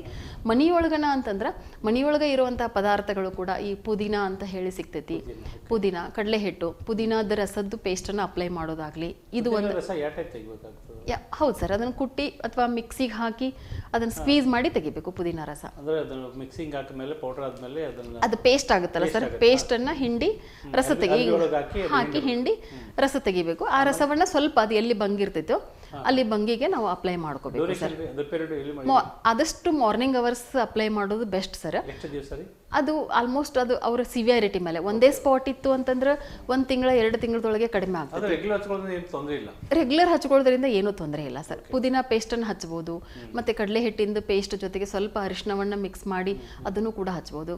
ಆಮೇಲೆ ಇತ್ತೀಚೆಗೆ ಕೆಲವೊಂದು ರಿಸರ್ಚ್ ಅಪ್ಡೇಟ್ಸು ಆಗಿದೆ ಸರ್. ಪೊಟ್ಯಾಟೊ, ಆಲೂಗಡ್ಡೆ ರಸನ್ನು ನಾವು ಅದನ್ನು ಕೂಡ ಅಪ್ಲೈ ಮಾಡ್ಕೋಬೋದು. ಅದ್ರ ಜೊತೆಗೆ ಸ್ವಲ್ಪ ಆಮಲಕ್ಕಿ ಚೂರ್ಣ ಅಂತ ಹೇಳ್ತೇವೆ, ನೆಲ್ಲೆಕಾಯಿ ಪೌಡರ್, ಅದನ್ನು ಸ್ವಲ್ಪ ಹಾಕ್ಕೊಂಡು ಅಪ್ಲೈ ಮಾಡ್ಬೋದು. ಈ ಕಾಸ್ಮೆಟಿಕ್ಸ್ ಬಂದ್ಬಿಟ್ರೆ ಬಹಳಷ್ಟು ಎಷ್ಟು ವಿಧ ಅದಾವಂದ್ರೆ ಸರ್, ಅದು ಅನ್ಬಿಲಿಯಬಲ್. ಅಷ್ಟು ರೀತಿಯೊಳಗೆ ಮಾರ್ಕೆಟ್ ಒಳಗೂ ಮಾರ್ಕೆಟ್ ಸ್ಯಾಂಪಲ್ಸು ಹಾಗೇ ಇದೆ.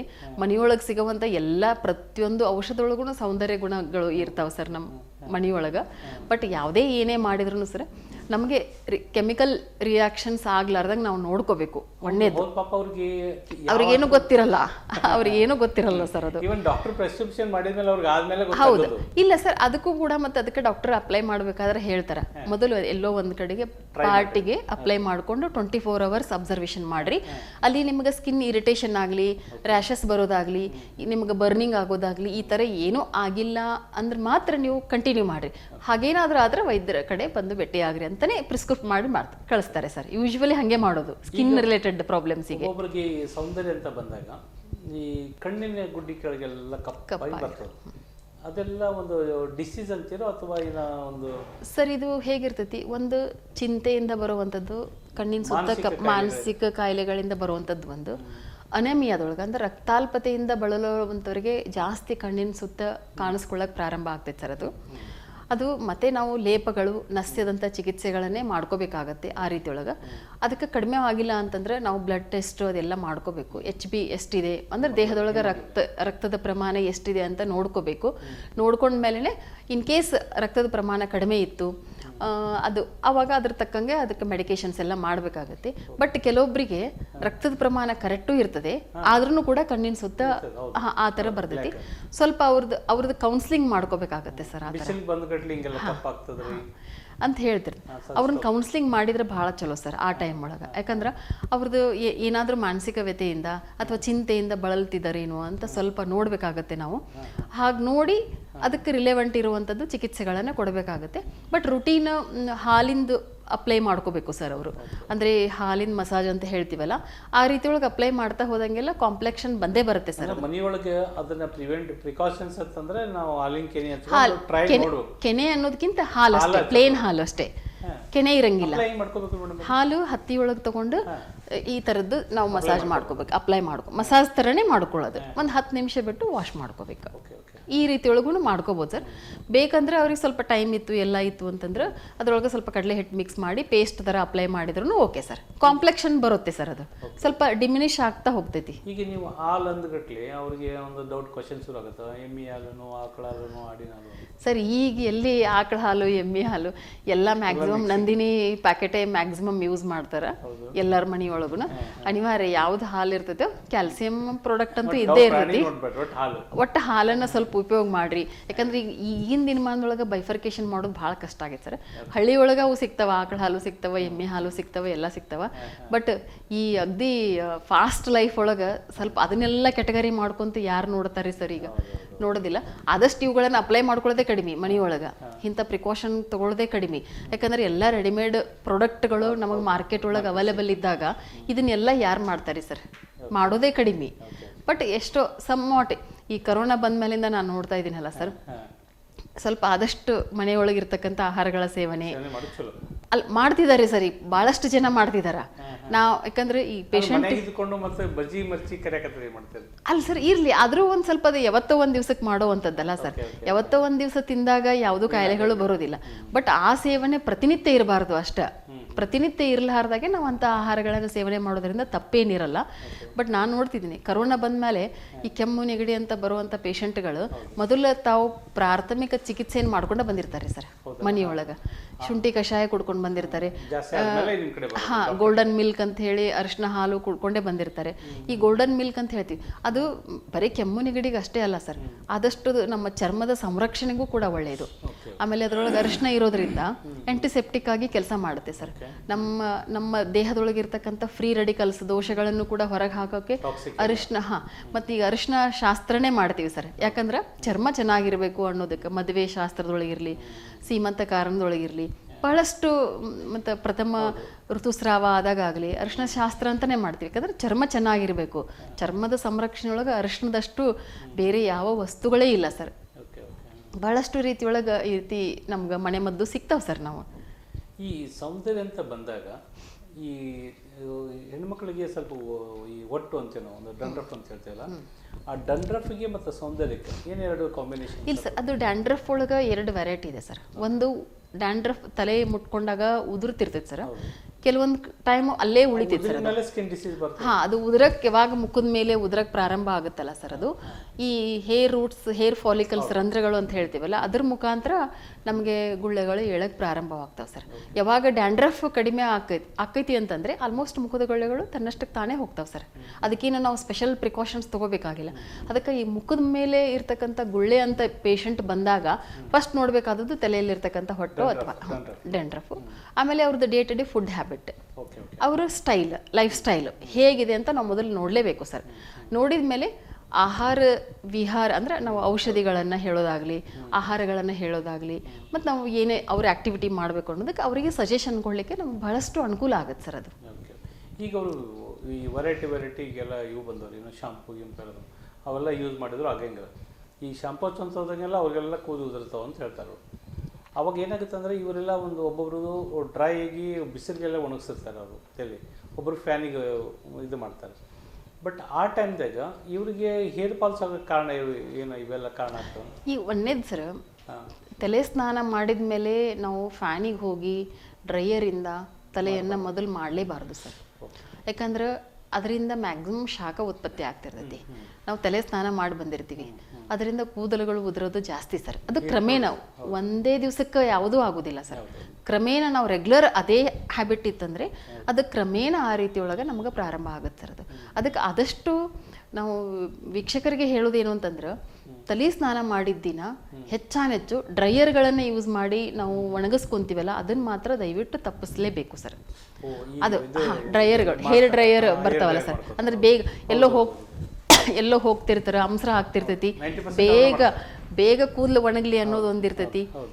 ಅವ್ರು ಮಾತ್ರ ದಯವಿಟ್ಟು ಅದನ್ನ ಮಾಡಲೇಬಾರ್ದು ಸರ್. ಅದನ್ನ ಮಾಡೋದ್ರಿಂದ ಏನಾಗ್ತೈತಿ, ಮ್ಯಾಕ್ಸಿಮಮ್ ನಮ್ಗೆ ಹೇರ್ ಫಾಲಿಕಲ್ಸ್ ವೀಕ್ ಆಗ್ತಾವೆ ಸರ್. ಇದನ್ನ ಮಾತ್ರ ಅದೇ ಇರ್ತೈತೆ ಸರ್. ಎಸ್ ಸರ್, ಮ್ಯಾಕ್ಸಿಮಮ್ ಅಂದರೆ ಒಂದೇ 90% ಅದು ಒಂದೇ ಇಲ್ಲ. ಮತ್ತು ಬೇರೆ ಬೇರೆ ಕಣ್ಣಿನ ತೊಂದರೆಗಳು, ನರಗಳ ದೌರ್ಬಲ್ಯತೆ ಅದೂ ಇರುತ್ತೆ ಅದರೊಳಗೆ, ಮೈಗ್ರೇನು ಈ ಥರ ಎಲ್ಲ ಬರಬೇಕಂದ್ರೆ. ಬಟ್ ಇದು ಒಂದು ರೀಸನ್, ಹೇರ್ ಫಾಲ್ ಆಗಲಿಕ್ಕೆ ಇದು ಒಂದು ಮೇನ್ ರೀಸನ್ ಸರ್ ಇದು. ಆಮೇಲೆ ಈ ತಲೆ ಸ್ನಾನ ಮಾಡ್ತಾರೆ, ಕಟ್ಕೊತಾರೆ, ಒಂದು ಬಟ್ಟೆನ ಕಟ್ಕೊಂಡು ಹಾಗೆ ಮಲಗಿಬಿಡ್ತಾರೆ, ಒರೆಸ್ಕೊಳ್ಳೋದೇ ಇಲ್ಲ. ಅವಾಗ ಸ್ವಲ್ಪ ಪ್ಯಾಕ್ ಮಾಡ್ಕೊಂಡು ಮಲಗಿಬಿಡ್ತಾರೆ, ರೆಸ್ಟ್ ಮಾಡಿಬಿಡ್ತಾರೆ. ಆ ರೀತಿ ಒಳಗೆ ಆದಾಗಲೂ ತಂಪಾಗೋದು ಜಾಸ್ತಿ ಇರ್ತೈತಿ, ಶೀತ ಬರೋದು, ತಲೆನೋವು ಆಗೋದು, ಸುಸ್ತು ಅನ್ಸೋದು, ಈ ಥರದ್ದೆಲ್ಲನೂ ಆಗ್ತಿರ್ತೈತಿ. ಅದಕ್ಕೆ ಅದನ್ನು ಅವಾಯ್ಡ್ ಮಾಡಬೇಕು. ಎಷ್ಟು ಸಾಧ್ಯ ಆಗುತ್ತಷ್ಟು ಹೇರ್ಸನ್ನು ನಾರ್ಮಲ್ ಬಟ್ಟೆಯಿಂದ, ಕಾಟನ್ ಬಟ್ಟೆಯಿಂದ ಸ್ವಲ್ಪ ಅಂದರೆ ಜಾಸ್ತಿ ಒತ್ತೋದು ಅಲ್ಲ, ನಾರ್ಮಲ್ ಆಗಿ ಒಣಗಿಸ್ಕೊಂಡ್ರೆ ಬಹಳಷ್ಟು ಒಳ್ಳೇದು ಸರ್ ಅದು. ಈ ಸೌಂದರ್ಯ ಬಗ್ಗೆ ಹೇಳಿದಾಗ ನಮ್ಮ ಮನೆ ಮದ್ದು ಇದ್ರೊಳಗೆ ಬರ್ತಕ್ಕಂಥ ಈಗ ಏನು ಹೇಳಿದ್ರಲ್ಲ ನೀವೆಲ್ಲ, ಈಗ ಒಂದು ಬ್ಯೂಟಿ ಪಾರ್ಲರ್ಗೆ ಹೋಗೋದು ಒಂದು ಲೈಫ್ ಸ್ಟೈಲ್, ಫ್ಯಾಷನ್ ಆಗ್ಬಿಟ್ಟಿದೆ, ಪ್ಯಾಷನ್ ಆಗಿದೆ. ಬಟ್ ನಾವು ಪ್ಯಾಷನ್ ಅನ್ನೋಕ್ಕಿಂತ ಬಟ್ ಲೇಡೀಸ್ಗೆ ಬೇಕಾಗಿದ್ದು ಇಂಪಾರ್ಟೆಂಟು ಇಸ್ ನಾಟ್ ಪ್ಯಾಷನ್, ನಾನೇ ಕಾಣಬೇಕಂತ. ಇದರಿಂದ ಸೈಡ್ ಇಫೆಕ್ಟ್ ಜಾಸ್ತಿನೋ ಅಥವಾ ಈ ಹೋಮ್ ರೆಮಿಡೀಸ್ ಚಲೋನೋ ಅಥವಾ ಅಥವಾ ಈ ಬ್ಯೂಟಿ ಪಾರ್ಲರ್ಗೆ ಹೋಗೋದ್ರಿಂದ ಏನು ಪ್ರಾಬ್ಲಮ್ ಆಗುತ್ತೆ? ಇದು ಒಳ್ಳೆಯ ಪ್ರಶ್ನೆ ಸರ್ ಇದು. ಈಗ ಬ್ಯೂಟಿ ಪಾರ್ಲರ್ ಅಂದ ತಕ್ಷಣ ನಂಗೆ ನೆನಪಾಗಿರೋದೇನು, ಹೇರ್ಸನ್ನು ಡಿಫ್ರೆಂಟ್ ಸ್ಟೈಲ್ನೊಳಗೆ ಕಾಣಿಸ್ಕೊಳ್ಳೋದು ಒಂದು ಸರ್. ಹೇರ್ಸ್ಗಳನ್ನು ಒಂದು ಸೌಂದರ್ಯ, ಹೇರ್ಸನ್ನು ಡಿಫ್ರೆಂಟ್ ಸ್ಟೈಲಲ್ಲಿ ಕಾಣಿಸ್ಕೊಳ್ಳೋದು. ಅದ್ರ ಜೊತೆಗೆ ಈಗ ಐಬ್ರೋ ನ್ಯಾಚುರಲ್ ಆಗಿ ಹೇಗೆ ಬೇಕು ಹಾಗೆ ಬರ್ತಾವ, ಅದನ್ನು ಒಂದು ಕಾಮನ ಬಿಲ್ಲಿನ ಥರ ಹೇಳ್ತೀವಲ್ಲ, ನೀಟಾಗಿ ಮಾಡ್ಕೊಳ್ಳೋದು ಒಂದು. ಆಮೇಲೆ ಈಗ ಟ್ಯಾನ್ ಅಂತ ಹೇಳಿ ಬೇಗ ಬರ್ತಾ ಇದೆ ಸರ್ ಈಗಿನ ದಿನಮಾನದೊಳಗೆ. ಟ್ಯಾನಿಂಗ್ ಅಂತ ಸ್ಕಿನ್ ಟೋನ್ ಕಡಿಮೆ ಆಗುತ್ತೆ ಸರ್ ಅದು. ಅದಕ್ಕೆ ಅವರಿಗೆ ಮನೆಯೊಳಗೆ ಟೈಮೂ ಇರೋಂಗಿಲ್ಲ, ನನಗೆಲ್ಲ ಮಾಡ್ಕೋಬೇಕಲ್ಲ ದಿನನಿತ್ಯ ಅಂಥೇಳಿ ಅವರಿಗೆ ಟೈಮೂ ಇರೋಂಗಿಲ್ಲ. ಅವ್ರು ಏನು ಮಾಡ್ತಾರೆ, ಇಂಥ ಬ್ಯೂಟಿ ಪಾರ್ಲರ್ಗಳಿಗೆ ಹೋಗಿ ಮೊರೆ ಹೋಗ್ತಾರೆ. ಅಂದರೆ ಅಲ್ಲಿ ಹೋಗಿ 1 hour ಫ್ರೀಯಾಗಿ ಸ್ಪಾ ಥರ ಹೋಗಿ ಮಸಾಜಿಂಗ್ ಮಾಡಿಸ್ಕೊಳ್ಳೋದಾಗಲಿ ಈ ಥರದ್ದೆಲ್ಲ ಮಾಡ್ತಾರೆ. ಅವ್ರು ಏನೇ ಮಾಡಿದ್ರೂ ಆದಷ್ಟು ಕೆಮಿಕಲ್ ರಹಿತ ವಸ್ತುಗಳಿಂದ ಮಾಡಿಸ್ಕೊಂಡ್ರೆ ಅಷ್ಟನಷ್ಟು ಏನೂ ಪ್ರಾಬ್ಲಮ್ ಆಗೋದಿಲ್ಲ ಸರ್. ಬಟ್ ಮ್ಯಾಕ್ಸಿಮಮ್ ಕೆಮಿಕಲ್ಸ್ಗಳು, ಅಂದರೆ ನಾ ಬೇಗ ಚೆನ್ನಾಗಿ ಕಾಣಿಸ್ಬೇಕು ಅಂತ ಹಿಂಗೆ ಬೇಗ ನನ್ನ ಸೌಂದರ್ಯ ಅಗದಿ ಇದು ಆಗಬೇಕು ಅನ್ನೋದಕ್ಕೆ ಇಮಿಡಿಯೇಟ್ಲಿ ರಿಸಲ್ಟ್ ನನಗೆ ಬರಬೇಕು ಅಂಥೇಳಿ ಕೆಲವೊಂದು ಕೆಮಿಕಲ್ಸ್ಗಳನ್ನು ಯೂಸ್ ಮಾಡ್ತಾರಲ್ಲ ಸರ್, ಅದು ಲೇಟ್ರ್ ಅಂದರೆ ಡೇ ಬೈ ಡೇ ಸ್ಕಿನ್ ನಮ್ಗೆ ಡಿಮಿನಿಷ್ ಆಗೋದೇ, ಟೋನ್ ಕಡಿಮೆ ಆಗ್ತೈತಿ. ಯಾಕಂದರೆ ಮ್ಯಾಕ್ಸಿಮಮ್ ಮೇಕಪ್ಗಳನ್ನು ಮಾಡ್ಕೊತಿರ್ತಾರೆ ಸರ್. ಮ್ಯಾಕ್ಸಿಮಮ್ ಈಗ ನಾವು ಫಿಲ್ಮ್ ಇಂಡಸ್ಟ್ರಿ ಒಳಗೆ ನೋಡ್ತೀವಿ, ಆಮೇಲೆ ಈ ಡ್ರಾಮಾ ಈ ಥರದ್ದು ಶೋ ಒಳಗೆಲ್ಲ ನೋಡ್ತಿರ್ತೀವಿ, ಮೇಕಪ್ ಎಲ್ಲ ಮಾಡ್ಕೊತಾರೆ, ಮೇಕಪ್ ಮಾಡ್ತಿರ್ತಾರೆ.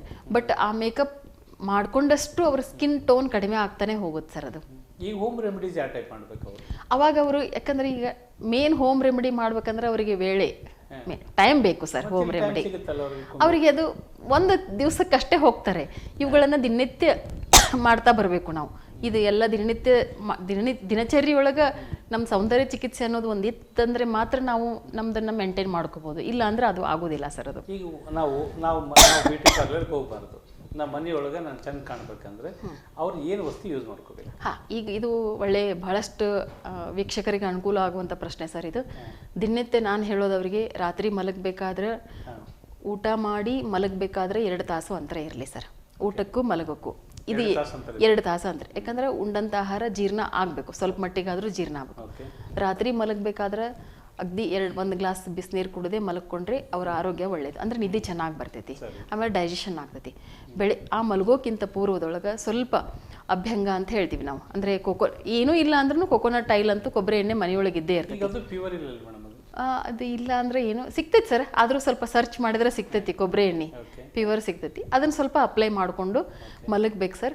ಬೆಳಿಗ್ಗೆ ಎದ್ದ ತಕ್ಷಣ ನಾರ್ಮಲಾಗಿ ವಾಶ್ ಮಾಡ್ಕೊಳ್ಳೋದು, ಫೇಸ್ ವಾಶ್ ಮಾಡ್ಕೊಳ್ಳೋದು. ವಾಶ್ ಮಾಡ್ಕೊಂಡ ತಕ್ಷಣ ಸ್ವಲ್ಪ ಟೈಮ್ ತೊಗೊಳ್ಳೇಬೇಕು ಅವರು. ಟೈಮ್ ತೊಗೊಂಡು ಸ್ವಲ್ಪ ಹಾಲಿನಿಂದ ಮಸಾಜ್ ಮಾಡ್ಕೋಬೇಕು. ಹಾಲಿನಿಂದ ಮಸಾಜ್ ಯಾವುದೇ ಸ್ಕಿನ್ ಇದ್ರೂ ನಡಿತೈತಿ, ಕೆನೆ ಇರಬಾರ್ದು ಅಷ್ಟೇ. ಹಸಿ ಹಾಲು ದಿ ಬೆಸ್ಟ್ ಸರ್. ಕಾಯಿಸಿ ಆರಿಸಿದ ಹಾಲಲ್ಲ, ಹಸಿ ಹಾಲೇ ದಿ ಬೆಸ್ಟ್. ಬಟ್ ಅನಿವಾರ್ಯ ಕೆಲವೊಂದ್ಸರಿಗೆ ಬೆಳಿಗ್ಗೆ ಎದ್ದ ತಕ್ಷಣ ಹಾಲು ನಮಗೆ ಸಿಗಂಗಿಲ್ಲ, ರಾತ್ರಿಗೆ ಕಾಸಿ ಇಟ್ಟಿರುವಂಥ ಹಾಲುಗಳನ್ನೇ ಯೂಸ್ ಮಾಡ್ತೀವಿ. ಅದಕ್ಕೆ ಮತ್ತೆ ಆರಿದ್ದೇ ಇದ್ರೂ ಪರವಾಗಿಲ್ಲ, ಅವುಗಳನ್ನ ಏನು ಮಾಡ್ತೀವಿ ತಗೊಂಡು. ಯಾವ್ದು ಸರ್? ಅದೇ ಸರ್, ಅದನ್ನೇ ಹೇಳ್ತಾ ಇದ್ದೀನಿ. ಹಾಲನ್ನು ಉಪಯೋಗ ಮಾಡೋದು ಒಂದು ವಿಧಾನ ಸರ್. ಇದು ಕಾಂಪ್ಲೆಕ್ಷನ್ ಅಂತ ಮೇಂಟೈನ್ ಮಾಡುತ್ತೆ ಸರ್ ಹಾಲು. ಆಮೇಲೆ ಇನ್ನೊಂದು ಸ್ವಲ್ಪ ಟೈಮ್ ಇತ್ತಂದ್ರೆ ಹಾಲಿನ ಜೊತೆಗೆ ಸ್ವಲ್ಪ ಕಡಲೆ ಹಿಟ್ಟು, ಅರಿಶಿನ ಈ ಥರದ್ದು ಮಿಕ್ಸ್ ಮಾಡಿ ಪ್ಯಾಕ್ ಥರ ಹಾಕೋಬಹುದು. ಇದು ಒಂದು ನಮ್ಮ ಸ್ಕಿನ್ ಟೋನನ್ನು ಜಾಸ್ತಿ ಮಾಡ್ತಾ ಹೋಗುತ್ತೆ. ಕೆಲವೊಬ್ಬರಿಗೆ ಸ್ಕ್ರಬ್ ಮಾಡ್ಕೋಬೇಕಾಗತ್ತೆ ಸರ್. ಅಂದರೆ ತಿಕ್ಬೇಕಾಗತ್ತೆ. ಸ್ಕ್ರಬ್ ಮಾಡ್ಕೋಬೇಕಾದ್ರೆ ಸ್ವಲ್ಪ ಮೊಸರು, ಹುಳಿ ಮೊಸರು ಇದ್ರೆ ಚೆನ್ನಾಗಿ, ಹುಳಿ ಮೊಸರು ಪ್ಲಸ್ ಅದ್ರ ಜೊತೆಗೆ ಒಂದು ಸ್ವಲ್ಪ ಸಕ್ಕರೆ ಎಣ್ಣೆ ಬೆರೆಸಿ ನಾವು ಸ್ಕ್ರಬ್ ಮಾಡಿಕೊಂಡ್ರೆ ಅಂದರೆ ನಮ್ದು ಸ್ಕಿನ್ ಒಳಗಿರ್ತಕ್ಕಂಥ ಏನೋ ಈಗ ಸಕ್ರಿ ಎರಡು ಮಿಕ್ಸ್ ಮಾಡಿಕೊಂಡು ಮಸಾಜ್ ಮಾಡು. ಯಾಕಂದ್ರೆ ಸಕ್ರಿ ಹಳಕ್ ಇರುತ್ತಲ್ಲ ಸರ್, ಸ್ಕ್ರಬ್ಬರ್ ಥರ ಕೆಲಸ ಮಾಡುತ್ತೆ. ಕರಗೋದಿಲ್ಲ ಸರ್. ನಾವು ಇಮಿಡಿಯೇಟ್ ಮಿಕ್ಸ್ ಮಾಡ್ಕೊಂಡು ಮಾಡ್ಕೋಬೇಕು. ಅದನ್ನು ನೆನೆಸ್ಬಾರ್ದು, ಅದನ್ನು ಕರಗಿಸ್ಬಾರ್ದು. ಅದು ಸ್ಕ್ರಬ್ ಥರ ಕೆಲಸ ಮಾಡುತ್ತೆ ಸರ್. ಅದು ಈಗ ಬ್ಯೂಟಿ ಪಾರ್ಲರ್ನೊಳಗೆ ಹೋದ್ರೆ ಅದು ಅವರು ಒಂದು ಪೇಸ್ಟ್ ಇರ್ತೈತಿ, ಅದು ಸ್ಕ್ರಬ್ ಥರನೇ ಅಕ್ಕಿ ಹಿಟ್ಟು ಮಿಕ್ಸ್ ಮಾಡಿದ ಥರ ಇರ್ತೈತಿ ಸರ್. ಅದು ಸ್ಕ್ರಬ್ ಎಸ್ ಅದೇ ಥರ ಇರ್ತೈತಿ ಸರ್. ಅದು ಅದೇ ಥರ ಇರ್ತೈತಿ. ಇಲ್ಲಿ ನಮ್ಗೆ ಸಕ್ರಿನೂ ಅದೇ ಕೆಲಸ ಮಾಡುತ್ತೆ ಸರ್. ಸ್ಕ್ರಬ್ಬರ್ ಥರ ಕೆಲಸ ಮಾಡುತ್ತೆ. ಅದನ್ನು ಸ್ವಲ್ಪ ಮಾಡ್ಕೋಬೇಕು. ಸ್ಕ್ರಬ್ ಮಾಡಿಸ್ಕೊಂಡ್ಮೇಲೆ ಫರ್ದರ್ ಅವರಿಗೆ ಇನ್ನೂ ಸ್ವಲ್ಪ ಟೈಮ್ ಇತ್ತು ಅಂದರೆ ಪ್ಯಾಕ್ ಹಾಕ್ಕೋಬೇಕು. ಮತ್ತು ಇನ್ನೂ ಸ್ವಲ್ಪ ಅದೇ ನಾವು ಈಗ ಹೇಳಿದ್ವಲ್ಲ, ಕಡಲೆ ಹಿಟ್ಟಿನ ಪ್ಯಾಕ್ ಆಗಲಿ ಈ ಥರದ್ದು ಅಪ್ಲೈ ಮಾಡ್ಕೋಬೇಕು. ಮತ್ತು ಅಪ್ಲೈ ಮಾಡ್ಕೊಂಡಾಗ ಕಂಪಲ್ಸರಿ ರೂಲ್ಸ್ ಫಾಲೋ ಮಾಡಲೇಬೇಕು. ಮುಖ ಆಕಳಿಸೋದಾಗಲಿ, ಜಾಸ್ತಿ ಮಾತಾಡೋದಾಗಲಿ ಈ ಥರ ಮಾಡಬಾರ್ದು. ಯಾಕಂದ್ರೆ ಪ್ಯಾಕ್ ಒಣಗ್ತಿರ್ತೈತೆ ಸರ್. ಅದು ಒಣಗ್ತಿರ್ತೈತಿ. ಇಲ್ಲ ಅಂದರೆ ನಾವು ಮಾತಾಡೋದು ಇದೆಲ್ಲ ಮಾಡಿದ್ರೆ ರಿಂಕಲ್ಸ್ ಫಾರ್ಮೇಷನ್ಸ್ ಬೇಗ ಆಗೋ ಚಾನ್ಸಸ್ ಇರ್ತೈತಿ. ಬಟ್ ಒಂದೇ ದಿವಸಕ್ಕಲ್ಲ, ಡೇ ಬೈ ಡೇ ಸರ್. ಇದನ್ನ ನಾವು ಮೇಂಟೈನ್ ಮಾಡ್ಕೋಬೇಕಂದ್ರೆ ವೀಕ್ಲಿ ಒನ್ಸ್, ವೀಕ್ಲಿ ಟ್ವೈಸ್ ನಮ್ಮ ಸ್ಕಿನ್ ಚೆನ್ನಾಗಿರ್ಬೇಕು ಅಂದ್ರೆ ನಾವು ಮಾಡ್ಕೊಳ್ಳೇಬೇಕು. ಈಗ ನಾವು ಹೊಟ್ಟೆ ಹಸಿವಾಗಿದೆ ಅಂತ ಹೇಳಿ ದಿನನಿತ್ಯ ಊಟ ಮಾಡ್ತೀವಿಲ್ಲ ಸರ್, ಆ ರೀತಿ ಒಳಗೆ ನಮ್ಮ ಸ್ಕಿನ್ ಚೆನ್ನಾಗಿರ್ಬೇಕಂದ್ರೆ ನಾವು ಮಾಡ್ಕೊಳ್ಳೇಬೇಕಾಗತ್ತೆ ಸರ್. ಇದು ಈಗ ನಿಮ್ಮ ಪ್ರಕಾರ ಅಂತಂದ್ರೆ ಈ ಸೌಂದರ್ಯಕ್ಕಿಂತ ಮುಂಚೆಗೆ ಮಾನಸಿಕವಾಗಿ ಗಟ್ಟಿ ಆದ್ಮೇಲೆ ಅವರೊಂದು ಮನಸ್ಸು ನಗುಮುಖ ಇದ್ದಾಗ ಮಾತ್ರ ಈ ಸೌಂದರ್ಯ ಸಿಗುತ್ತೆ ಅಂತ ತಮ್ಮ ಅಭಿಪ್ರಾಯ? ಮಾನಸಿಕವಾಗಿ ಚೆನ್ನಾಗಿದ್ರೆ ಅದು ನಮ್ಮ ಮುಖದ ಮುಖಾಂತರನೇ ಎಕ್ಸ್ಪ್ರೆಸ್ ಆಗುವಂತ ಒಂದು ಭಾವನೆಗಳು. ಆಮೇಲೆ ಯಾವಾಗ್ಲೂ ನಮ್ಮ ಸೌಂದರ್ಯ ನೋಡೋರು ಕಣ್ಣೊಳಗಿರ್ತೈತಿ. ಹೌದಲ್ಲ ಸರ್? ಯಾವಾಗ್ಲೂ ಹಂಗೆ ಎಲ್ಲರೂ ಚೆನ್ನಾಗೇ ಇರಂಗಿಲ್ಲ, ಎಲ್ಲರೂ ಅಗ್ದಿ ಅಂದ್ರೆ ನಯನ ಆ ಥರ ಎಲ್ಲರದು ಏನು ಇರಂಗಿಲ್ಲ. ಎಲ್ಲರೂ ಬೇರೆ ಬೇರೆ ರೀತಿ ಒಳಗಿರ್ತಾರೆ. ಬಟ್ ಅವ್ರು ನೋಡೋ ದೃಷ್ಟಿ ಏನಿರ್ತೈತಲ್ಲ, ದೃಷ್ಟಿ ಡಿಪೆಂಡ್. ಯಾಕಂದ್ರೆ ನೋಡೋರು ಯಾವಾಗ್ಲೂ ಸೌಂದರ್ಯ ಹಂಗೆ ನೋಡೋರು ಕಣ್ಗೊಳಗಿರ್ತೈತಿ ಅಂತಾನೆ ನಾವು ಹೇಳ್ತಿರ್ತೀವಿ ಸರ್ ಸಾಮಾನ್ಯವಾಗಿ. ಅಲ್ಲ, ಈಗ ನಾವು ಸೌಂದರ್ಯ ಅಂತ ಅಂದಾಗ ಈಗ ನಾವು ನೋಡ್ರಿ ಈ ಬಾಡಿ ಒಳಗೆ ನಾವು ಸ್ನಾನ ಮಾಡ್ಕೊಂಡು ಮುಖ ಅಷ್ಟ ಬಿಟ್ವಿ ಅಂತಂದ್ರೆ ಅದು ಸ್ನಾನ ಇಲ್ಲ, ಆಗೋದೇ ಇಲ್ಲ ಸರ್. ಫೇಸ್ ಕರೆಕ್ಟ್ ಮಾಡ್ಕೊಂಡ್ಮೇಲೆ ಬಾಡಿ ಸ್ನಾನ ಮಾಡ್ಕೊಂಡ್ರೆ ಕರೆಕ್ಟ್. ಈಗ ಎಂತ ಕರೆಕ್ಟ್ ಆಗಿ ಇವರು ಡ್ರೆಸ್ ಮಾಡ್ಕೊಂಡ್ರು ಫೇಸ್ ಸರಿ ಇಲ್ಲ ಅಂತಂದಾಗ ಅದು ಸಂಪೂರ್ಣ ಸೌಂದರ್ಯ ಅಂತ ಅನ್ಸೋದೇ ಇಲ್ಲ ಸರ್. ಅದು ಆಮೇಲೆ ಒಬ್ಬರು ನಾವು ನೋಡಿದಾಗ ಒಬ್ಬರು ಏನೋ ಒಂಥರ ಈ ಸೌಂದರ್ಯ ಬಗ್ಗೆ ನೆಗ್ಲೆಕ್ಟ್ ಆಗಲಿ ಅಥವಾ ಡ್ರೆಸ್ ಬಗ್ಗೆ ನೆಗ್ಲೆಕ್ಟ್ ಆಗಲಿ ಇವೆಲ್ಲ ಅಂತಂದ್ರೆ ಮಾನಸಿಕವಾಗಿ ಏನೋ ಒಂದು ಖಿನ್ನತೆ ಇರ್ತೈತಿ. ಅವರು ತಮ್ಮ ಬಗ್ಗೆ ತಮ್ಮ ಕಾಳಜಿ ಇರೋದಿಲ್ಲ ಸರ್. ಒಂದು ಸ್ವಲ್ಪ ನೆಗ್ಲೆಕ್ಟ್ ಮಾಡ್ತಿರ್ತಾರೆ. ಹೋಗ್ಲಿ ಬಿಡು ಅವ್ರಿಗೆ ಹೆಂಗಂದ್ರೆ ಈ ಜೀವನನೇ ನಶ್ವರ ಅನ್ನೋ ರೀತಿ ಒಳಗೆ ಎದ್ದು ಬಿಡ್ತಾರೆ ಸರ್. ಅವ್ರು ಒಂದ್ ದಿವಸ ಸಾಯೋ ದೇಹಕ್ಕೆ ಅಂದ್ರೆ ಹೋಗೋ ದೇಹಕ್ಕೆ ಇಷ್ಟೆಲ್ಲ ಯಾಕೆ ಮಾಡ್ಬೇಕು? ಅದು ವಯಸ್ಸಿಗೆ ಅನುಗುಣವಾಗಿ ಬದಲಾವಣೆ ಆಗೇ ಆಗಿರ್ತೈತಿ, ಹೋಗೇ ಹೋಗ್ತಿರ್ತೈತಿ. ಅದಕ್ಕೆ ಯಾಕೆ ಅಷ್ಟು ಒತ್ತು ಕೊಡ್ಬೇಕು ಅಂತ ಬಹಳಷ್ಟು ಖಿನ್ನತೆ ಇದ್ದವ್ರನ್ನ ಇದು ಬ್ಯೂಟಿ ಪಾರ್ಲರ್ ಕರ್ಕೊಂಡು ಹೋಗಿ ಅವ್ರನ್ನ ಡೈಲಿ ಸ್ಮಾರ್ಟ್ ಮಾಡ್ಕೊತಾರೆ, ಮಾನಸಿಕ ಕಾಯಿಲೆ ಕಡಿಮೆ ಆಗ್ತಾರೆ ಸರ್. ಬಹಳ ಕಷ್ಟ ಸರ್, ಅದು ಆಗೋದಿಲ್ಲ. ಭಾಳ ಅಂದ್ರೆ ಅವ್ರು ನೋಡೋದಕ್ಕೆ ಚೆನ್ನಾಗಿ ಅನಿಸ್ಬಹುದು ಬ್ಯೂಟಿ ಪಾರ್ಲರಿಗೆ ಕರ್ಕೊಂಡು ಹೋಗಿ ಮಾಡೋದ್ರಿಂದ. ಬಟ್ ಅವರಿಗೆ ಸತ್ವಾವಜಯ ಚಿಕಿತ್ಸೆ ಅಂತ ಹೇಳ್ತೀವಿ ನಮ್ಮ ಶಾಸ್ತ್ರದೊಳಗೆ, ಆಯುರ್ವೇದ ಶಾಸ್ತ್ರ. ಸತ್ವಾವಜಯ ಚಿಕಿತ್ಸೆ ಅಂದ್ರೆ ಮಾನಸಿಕವಾಗಿ ಅವ್ರನ್ನ ನಾವು ಗಟ್ಟಿಗೊಳಿಸುವಂಥದ್ದು ಪ್ರಕ್ರಿಯೆ. ಅದು ಸತ್ವಾವಜಯ ಚಿಕಿತ್ಸೆ ಅಂದ್ರೆ ನಾವು ಅವರಿಗೆಲ್ಲ ಪ್ರಾರ್ಥನೆ, ಯೋಗ, ಧ್ಯಾನ, ಆಮೇಲೆ ಅವರಿಗೆ ಮಾನಸಿಕವಾಗಿ ಖಿನ್ನರಾಗಿರ್ತಾರಲ್ಲ ಅವರಿಗೆ ಧೈರ್ಯವನ್ನು ತುಂಬುವಂಥದ್ದು, ಅವರು ಯಾವುದಕ್ಕೆ ಮಾನಸಿಕವಾಗಿ ಖಿನ್ನರಾಗಿದ್ದಾರೆ ಅನ್ನೋದ್ರ ಮೇಲೆ ಅವರಿಗೆ ನಾವು ಸಲಹೆಗಳನ್ನು ಕೊಡೋದು, ನಿನ್ನ ಜೊತೆಗಿದ್ದೀನಿ, ನಿನಗೇನಾಗಲ್ಲ ಅನ್ನೋ ಆತ್ಮವಿಶ್ವಾಸವನ್ನು ಹೆಚ್ಚೋದು, ಅವರಿಗೆ ಜ್ಞಾನವನ್ನು ಮಾಡೋದು. ಈ ರೀತಿ ಮಾಡಿದಾಗ ಮಾತ್ರ ಅವರು ಮಾನಸಿಕ ಕಾಯಿಲೆಯಿಂದ ಹೊರಗೆ ಬರ್ತಾರೆ ಸರ್. ಇಲ್ಲಾಂದ್ರೆ ನಾವು ಬರೇ ಸೌಂದರ್ಯ ಕೊಟ್ವಿ ಅದೆಲ್ಲ ಮಾಡೋದಿಲ್ಲ. ಈಗ ತಮ್ಮ ಪ್ರಕಾರ ಈಗ ನಾವು ಹಳ್ಳಿ ರೂರಲ್ಕ್ಕೂ ಮತ್ತು ಸಿಟಿಗೆ ನಾವು ಡಿಫ್ರೆನ್ಸಿಯೇಷನ್ ನೋಡಿದ್ರೆ ಈ ಹಳ್ಳಿಗೆ ಇರ್ತಕ್ಕಂಥ ಈ ಫ್ಯಾಮಿಲಿ ಬ್ಯೂಟಿ ಬಗ್ಗೆ ಜಾಸ್ತಿ ಅವರು ಕಾನ್ಸಂಟ್ರೇಷನ್ ಕೊಡೋಂಗಿಲ್ಲ, ಸಿಟಿ ಒಳಗೆ ಜಾಸ್ತಿ ಕಾನ್ಸಂಟ್ರೇಷನ್ ಕೊಡ್ತಾರೆ. ಅಂದರೆ ಇವ್ರಿಗೆ ಈ ಮಾನಸಿಕ ಕಾಯಿಲೆಯಿಂದ ಕೂಡಿದಕ್ಕೆ ಹಂಗಾಗ್ತಾರೋ ಅಥವಾ ಇವರು ಇಲ್ಲ ಸರ್, ಅಲ್ಲಿ ಹಂಗೆ ನಾವು ಬೈಫರ್ಕೇಶನ್ ಮಾಡೋಕ್ಕಾಗಂಗಿಲ್ಲ. ಯಾಕಂದ್ರೆ ಹಳ್ಳಿ ಇವ್ರಿಗಿಂತ ಅವರ ಶೈನಿಂಗ್ ಜಾಸ್ತಿ ಇರ್ತಾರೆ. ಅಲ್ಲ ಸರ್, ಹಳ್ಳಿ ಜೀವನಗಳೇ ಬೇರೆ, ಸಿಟಿ ಲೈಫೇ ಬೇರೆ.